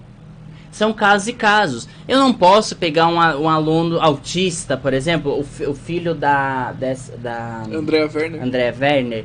Ele é autista e estuda em escola especial. Ainda não é alfabetizado. Ou seja, a escola de atendimento especializado é garantia? Eu acho que deveria ser feito primeiro um estudo de como estão as escolas de educação especializada no nosso país, para depois definir algo desse. Eu acho que é começar pelo final, Jorge. Porque a própria PAI, no dia da educação especial, no dia que a gente... Como foi? O dia do surdo? Não. Faz um tempo que eu ainda comentei que teve a conferência das APAIs. A conferência das APAIs, certo. Que teve o dia do autista, eu acho. Isso. Nenhuma APAI se mobilizou. Não houve nenhuma manifestação. Não teve uma manifestação, né? O dia da educação especial. Isso. Não teve uma mobilização, não teve nada. Então, primeiro tinha que ser feita uma pesquisa e um estudo sobre as escolas de atendimento especializado, para saber como que está o desenvolvimento delas, para depois decretar se deveria ou não. Claro, agora ficou, não. Jogou a batata quente na mão dos pais. Os pais que não têm conhecimento vão jogar. E a gente sabe, Lucas, que as escolas estão com um problema muito grande, que é a acessibilidade também, né? Isso. E tem uma escola chamada Rubem Mendes Alves, que o Jornal Futura fez lá uma matéria, e a gente vai ouvir.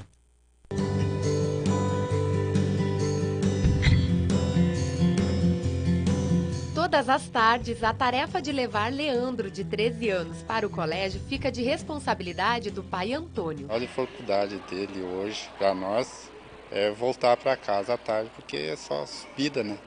Porque é mais chativo, só morro a subir, né?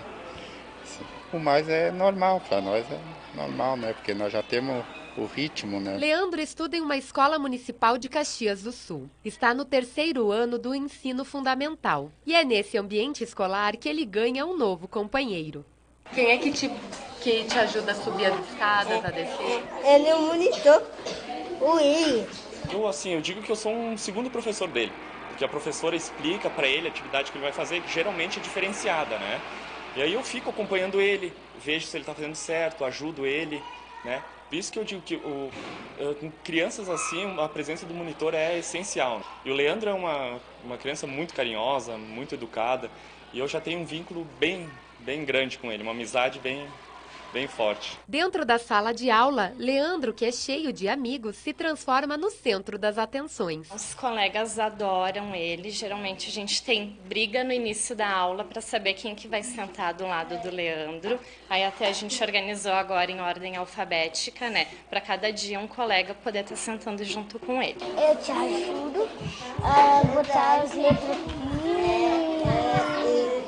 Eu sento todo dia colhendo para ajudar ele. Tu ajuda a empurrar a cadeira de rodas também? Eu ajudo a erguer, falar ali na escada para ir pro lixo. É mais a questão mesmo de se locomover, né? De se deslocar dentro da escola, né? Que a nossa escola não tem rampas, ela é cheia de escadarias. Aí, felizmente, a gente conta com a ajuda do William para estar fazendo isso, né? Em Caxias do Sul, das 85 escolas municipais, 54 são adaptadas para acessibilidade. Os recursos derivam de verbas do governo federal e da assistência da Secretaria Municipal de Educação. É um direito, né? Então, se é um direito, vale para todo mundo.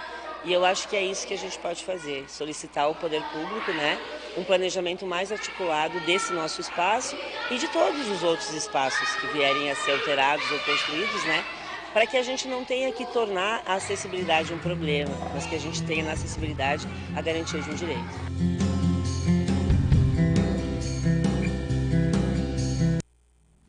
Tá, Lucas,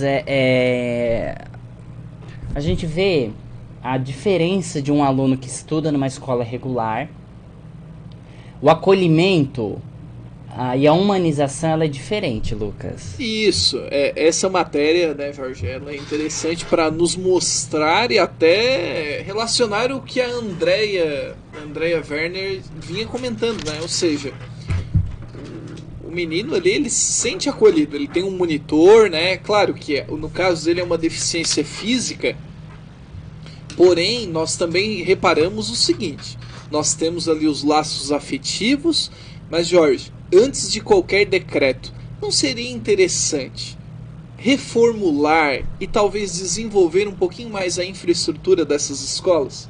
Nós percebemos ali uma escola de Caxias do Sul, que é um município muito grande, exceto por Porto Alegre, a segunda maior, então, né, cidade do Rio Grande do Sul, uma cidade enorme, e nós temos ali problemas estruturais, ou seja, problemas enormes na estrutura, na acessibilidade da escola.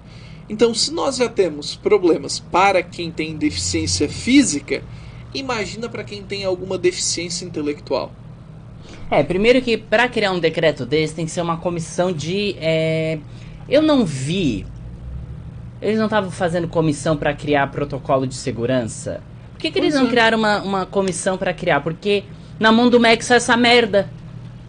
E assim, além de sair algo ruim, uma merda, né, que se chama. Vai dividir ainda mais a opinião pública.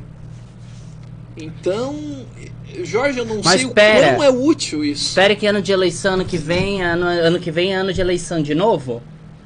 Espera, vai mudar. Bom, veja as regiões onde estão liberadas aulas presenciais em Santa Catarina. A Santa Catarina, temos aí mudanças no mapa da Covid. A gente até depois vai falar dos critérios lá, né, do risco potencial das regiões. Mas as regiões... Foi liberado quinta-feira as informações. Vamos ouvir primeiro a informação? A gente vai atualizar os casos de Covid-19 aqui no estado e tem um alerta aí, pessoal. Olha só, o número total passa de 217 mil casos confirmados, com mais de 207 mil recuperados. O alerta está naquele número de casos ativos ali, ó, que estavam girando em média em torno de 6.600 e agora voltaram a passar de 7 mil. Ou seja, a pandemia continua, o número de casos começa a crescer de novo. Nas mortes foram mais 9 e chegamos, infelizmente, a um total de 2.830 vidas perdidas desde o início da pandemia. Por isso, olha só, não relaxem, continuem usando as máscaras e mantendo o distanciamento social. Tá certo. Os índices aí, eles diminuíram como antes, né? Mas continuam diminuíram, mas continuam altos os índices ainda. Com a atualização dos indicativos, a Secretaria de Estado da Saúde considera 4 regiões mais próximas de alcançar o nível alto, que nós temos lá o Alto Uruguai Catarinense, Alto Vale do Rio do Peixe e Foz do Rio Itajaí e Oeste. Esses seriam os locais liberados para um possível retorno? Não, que estão alcançando o nível mais alto de contaminação. De contaminação. Nossa, que decepção, até porque o Oeste, tempos atrás, nós tínhamos ali uma boa referência, né, de uma baixa contaminação. Importante comentar, né, Jorge, que nessa última matéria exibida, nós tivemos ali uma informação muito interessante. Nós temos o aumento do número de casos e também um aumento no número de óbitos. Isso quer dizer o quê? Que no próximo dia 13, que nós teremos o retorno previsto, né, para nós termos aí as nossas aulas presenciais, que a gente vai falar um pouquinho, né, como vão funcionar de fato, pelo menos na rede estadual, na rede municipal e particular a gente vai ter algumas mudanças, né, creio eu que vão tentar levar algum aluno para a sala de aula também com essa ideia de reforço, mas é interessante lembrarmos que em algumas regiões de Santa Catarina esse reforço vai ser suspenso. A região sul, por exemplo, não teríamos. Não, a aula presencial é mais para a região oeste. Isso. Que é a região que está no nível amarelo, as outras ainda tá laranja, que é o grave. Pode ver, Lucas, até a gente tem um mapa que tá o estado de Santa Catarina quase todo em laranja e a parte oeste em amarelo. É a parte onde está mais proveniente para voltar, né? Isso. As outras, possibilidades de volta mesmo, possibilidades de volta. Os outros não. E aí, falando disso, tem o reforço escolar. Lembrando que a volta é gradual e inicia com o 3º ano do ensino médio. As aulas presenciais de Santa Catarina tem uma retomada dia 13 de outubro. Ainda continua, mas vamos ver aí mais informações. O Estado vai publicar na próxima segunda-feira uma portaria com as diretrizes para a volta às aulas na rede estadual. A análise do risco potencial da curva de contaminação da Covid-19 será referência para a retomada. O cronograma previsto começa no dia 13 de outubro e segue de forma gradual. Salas e corredores vazios. Dá até para ouvir o som dos passos e dos pássaros. As escolas permanecem fechadas até a curva de contaminação da Covid recuar. A retomada depende da matriz de risco potencial. Só retomam as aulas as áreas do mapa que estiverem em amarelo, com menor risco de contaminação. A partir do momento que a condição estabelecida pela Secretaria da Saúde for alcançada de acordo com a condição daquela região no mapa de risco do Estado, nós então temos a possibilidade de retomarmos essas atividades. E para a retomada dessas atividades, a escola precisará estar com o seu protocolo da retomada já elaborado. As escolas preparam um protocolo de segurança para a volta às aulas. No Instituto de Educação, o diretor explica o novo procedimento. Para essa retomada, a gente está formando essa equipe, estamos fazendo o treinamento e fazendo também a organização da escola, que são demarcações, limpeza, higienização, espaçamento, planejamento, diz, olha, qual é o horário de intervalo, qual é o horário que o aluno possa circular, por onde ele possa circular e como ele pode circular e quem é que vai acompanhar essa circulação do aluno. Na próxima segunda-feira será publicada uma portaria que autoriza o retorno das aulas com detalhamento dos prazos e orientações para as escolas. A retomada será gradual. Quando a gente fala na autorização para a retomada das atividades nas escolas, não vai acontecer uma movimentação total dos alunos no primeiro momento. Isso falando pela rede estadual, nem imaginamos isso nas redes municipais, tampouco na rede privada. Né? Por quê? Porque todos estão cientes da responsabilidade de cada um, e aí de cada escola, né?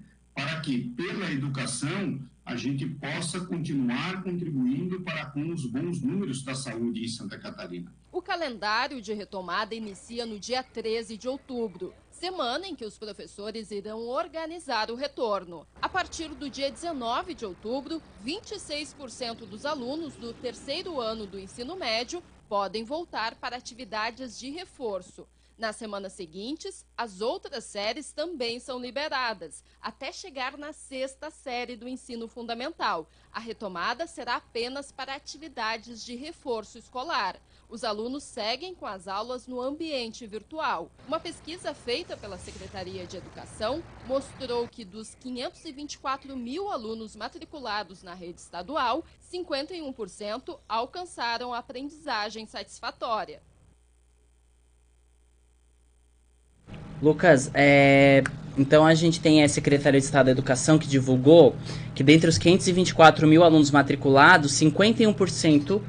eu queria entender isso também, que critério que eles usaram, porque eles disseram que 51% dos alunos alcançaram a aprendizagem satisfatória, 22,4% tiveram avanços e 26,4% dos alunos da rede tiveram dificuldade de realizar as atividades ou não conseguiram realizar. São esses que entram nesse reforço no retorno. Eu queria saber eu não fui pesquisar, eu queria saber o critério que eles usaram para descobrir que 51% alcançaram a aprendizagem satisfatória. É que na realidade, Jorge, nós temos então um professor online e ele é todo engatilhado com a CIASC, né, que é a Rede de Tecnologia de Informação do Governo. Deve ser excelente. Por meio dos dados quantitativos, eles obtiveram notas, né? E através dessas notas nós tivemos aí esses indicadores. Só que assim, há uma grande diferença na rede estadual e municipais aqui da nossa região. Nas redes de municípios aqui da nossa região, muitas não estão nem atribuindo notas. O que está ocorrendo é um desestímulo. Então, como não tem notas, os alunos estão fazendo o que dá, quando podem. Enquanto na rede estadual, como está sendo quantificado, tem um estímulo e me parece que a organização, por incrível que pareça, a organização está sendo maior por parte, né, da rede estadual. Quando a gente compara a rede estadual com a rede municipal, nesse quesito o estado está muito à frente. As formações foram lideradas e iniciaram logo Kátia em abril. mandou alguma coisa aí. E nós tivemos aí esses dados. Não quer dizer que vai ser, né, mostrado ou ilustrando todas as situações de cada uma das escolas, né? A Kátia, vamos ver. Uma professora de escola onde trabalho perdeu, em menos de 20 dias, 3 familiares, 2 irmãos e a mãe. Todos pelo Covid. Imagina, Jorge, como é que a gente vai falar de volta às aulas para uma pessoa que perdeu 3 familiares? É complicado. Até falando em perca... Aí ela coloca aí, aí me diz onde está bom para o retorno. Né? São lunáticos, mesmo que seja reforço. Eu também concordo contigo, Kátia. Eu imagino que tanto para a rede estadual quanto para a rede municipal, esse reforço na nossa região não tem cabimento. Para o estado todo não tem cabimento. Mas a gente sabe, né, que pela curva está descendendo. Até falando sobre perdas, Lucas, nossos sentimentos ao vereador também, Júlio Kaminski. De Criciúma, né? O vereador da Câmara Municipal de Criciúma. Nós deixamos nossos sentimentos aqui da Rádio 87, também da Educação em Ação. Ele teve uma perda muito grande. A mãe dele, depois a irmã, o irmão e depois a irmã, semana passada. 3 familiares, todos pelo Covid? Todos pelo Covid. Então assim, é porque talvez ainda não perdeu alguém da família deles. Isso. Porque aí a gente sente, né? A situação tá boa? Não, olha só, tem gente morrendo. Tá muito perigoso. Até teve uma reunião sobre a ANREC, né? Que são todos A nossa associação de municípios daqui, né? Que é a Associação dos Municípios aqui da região carbonífera. A Kátia diz, é irmão dela. O Júlio Camins, que é irmão dessa professora. Viu? Ah, sim. Olha só. Então, a gente deixa os nossos sentimentos. Os gestores da educação, eles debateram regras de volta a atividades pedagógicas presenciais. Eu vou ler aqui para vocês. Eu não gostei muito, Lucas, mas é o que eles estão... Vamos investigar aí.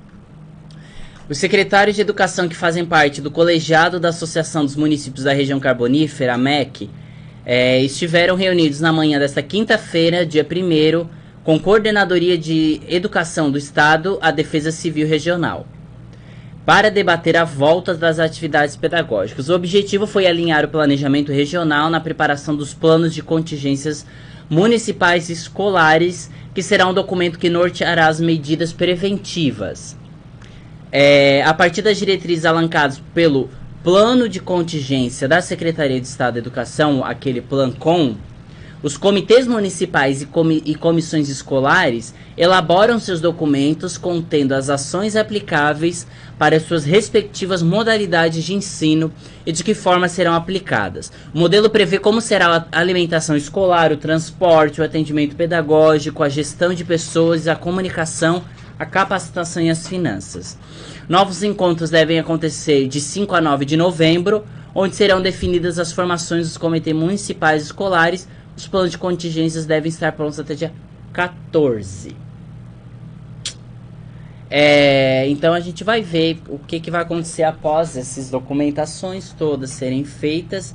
Vai ficar pronto dia 14, lembrando que o Estado volta dia 13. Isso, a partir do dia 13 nós temos o início nas regiões. Semanas, né? Isso, e nas regiões, Jorge, importante dizer, nas regiões que isso possa ser possível, né? Então a região sul, né, que a gente apelida aí por conta da Associação de Município, ANREC, ela não estaria apta nesse momento para o retorno presencial, mesmo que por medidas de reforço, né, para as aulas, né, presenciais. É importante também, Jorge, salientarmos que nós temos uma série de enlaces no nosso governo estadual, porque nós temos essas medidas, nós temos Natalino como secretário de Educação, só que é importante e faz parte do contexto educacional analisarmos a ideia que existe, né, por parte de alguns deputados estaduais e também por parte da população, né, de talvez um impeachment do nosso governador Carlos Moisés. Então, até eu comentei essa semana, eles estão falando muito de retorno às aulas, mas não estão falando se a gente vai ter governador para o retorno. Até eu achei engraçado, eu vou falar em público, que já saiu na folha de pagamento uma partezinha do 13º dos servidores. Saiu, isso. E dia 16 agora que cai na conta. Engraçado que o decreto antes era qual? Até 31 de dezembro. Não seria pago.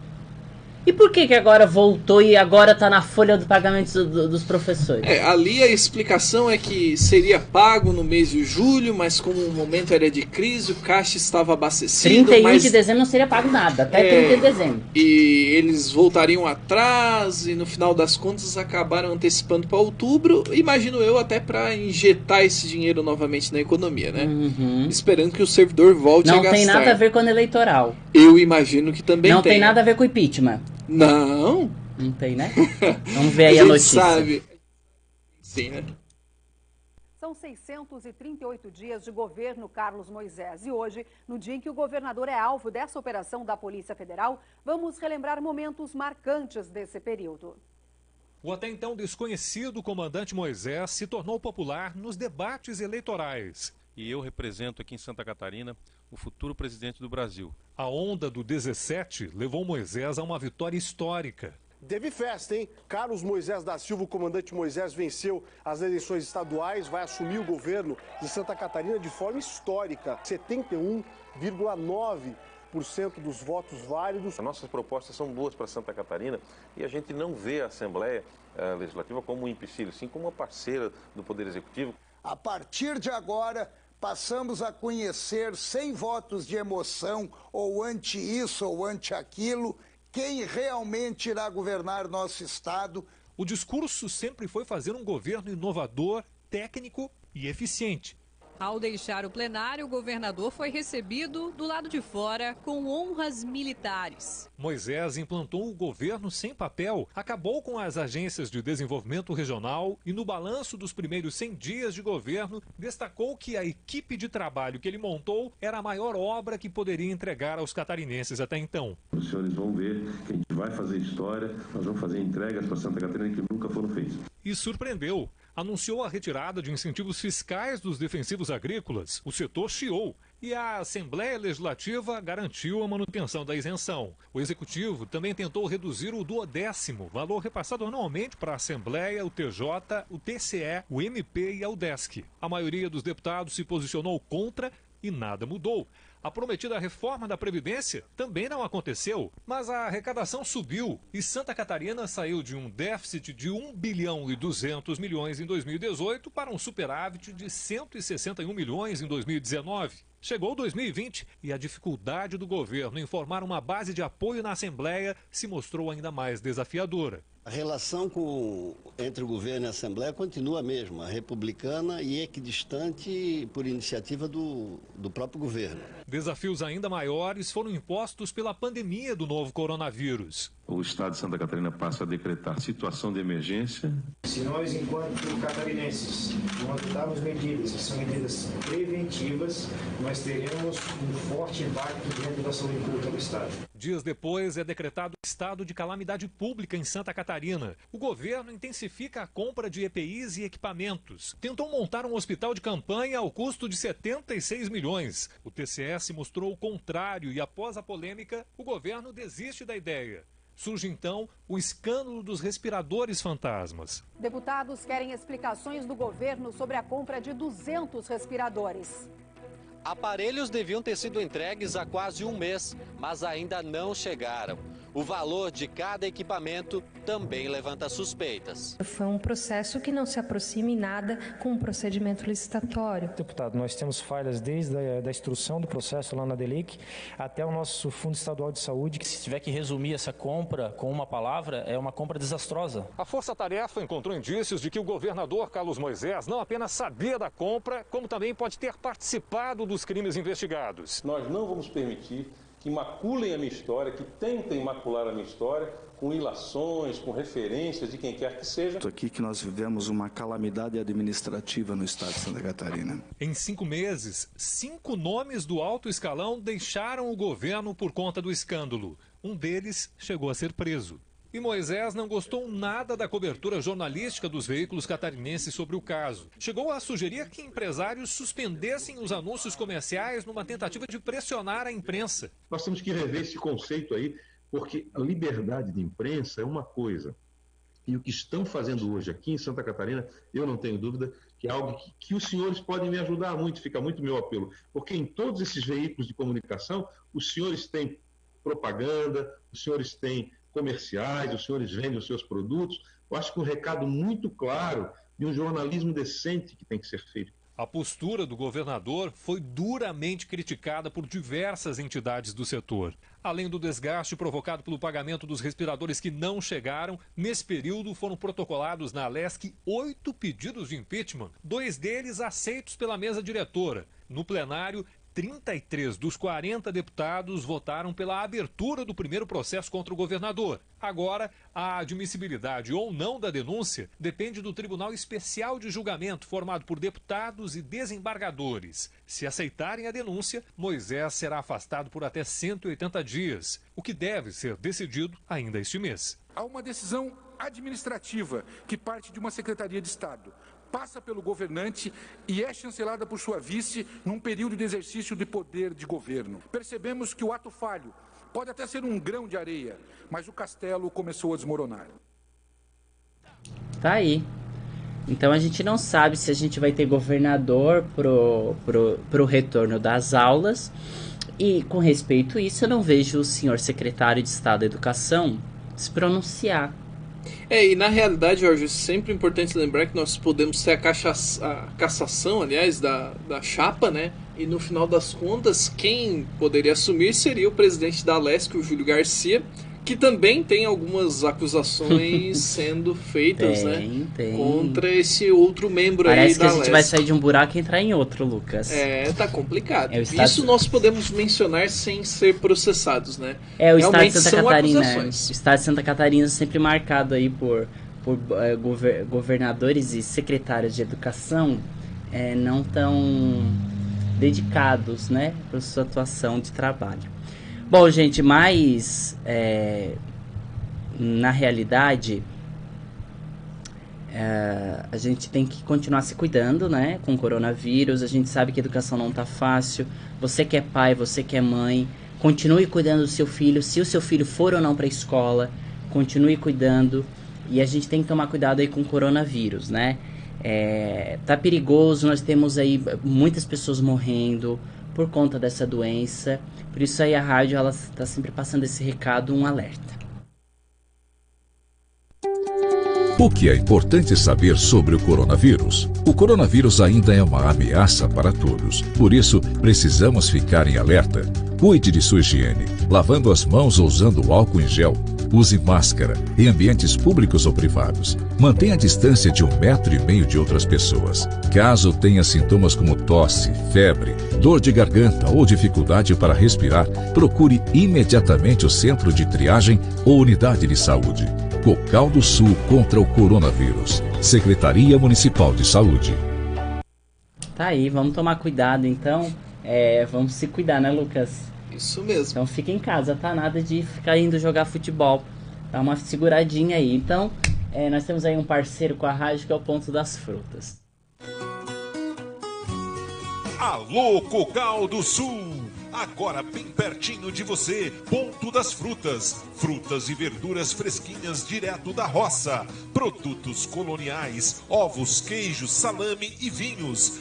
Venha nos visitar e aproveite para levar saúde para a sua mesa. Aberto de segunda a sábado, das 7 às 19 horas, sem fechar ao meio-dia. E domingo até meio-dia. Ponto das Frutas, Rua Alfredo Del Priore, 83 Centro, ao lado da Igreja Matriz, em Cocal do Sul. Tira essa merda.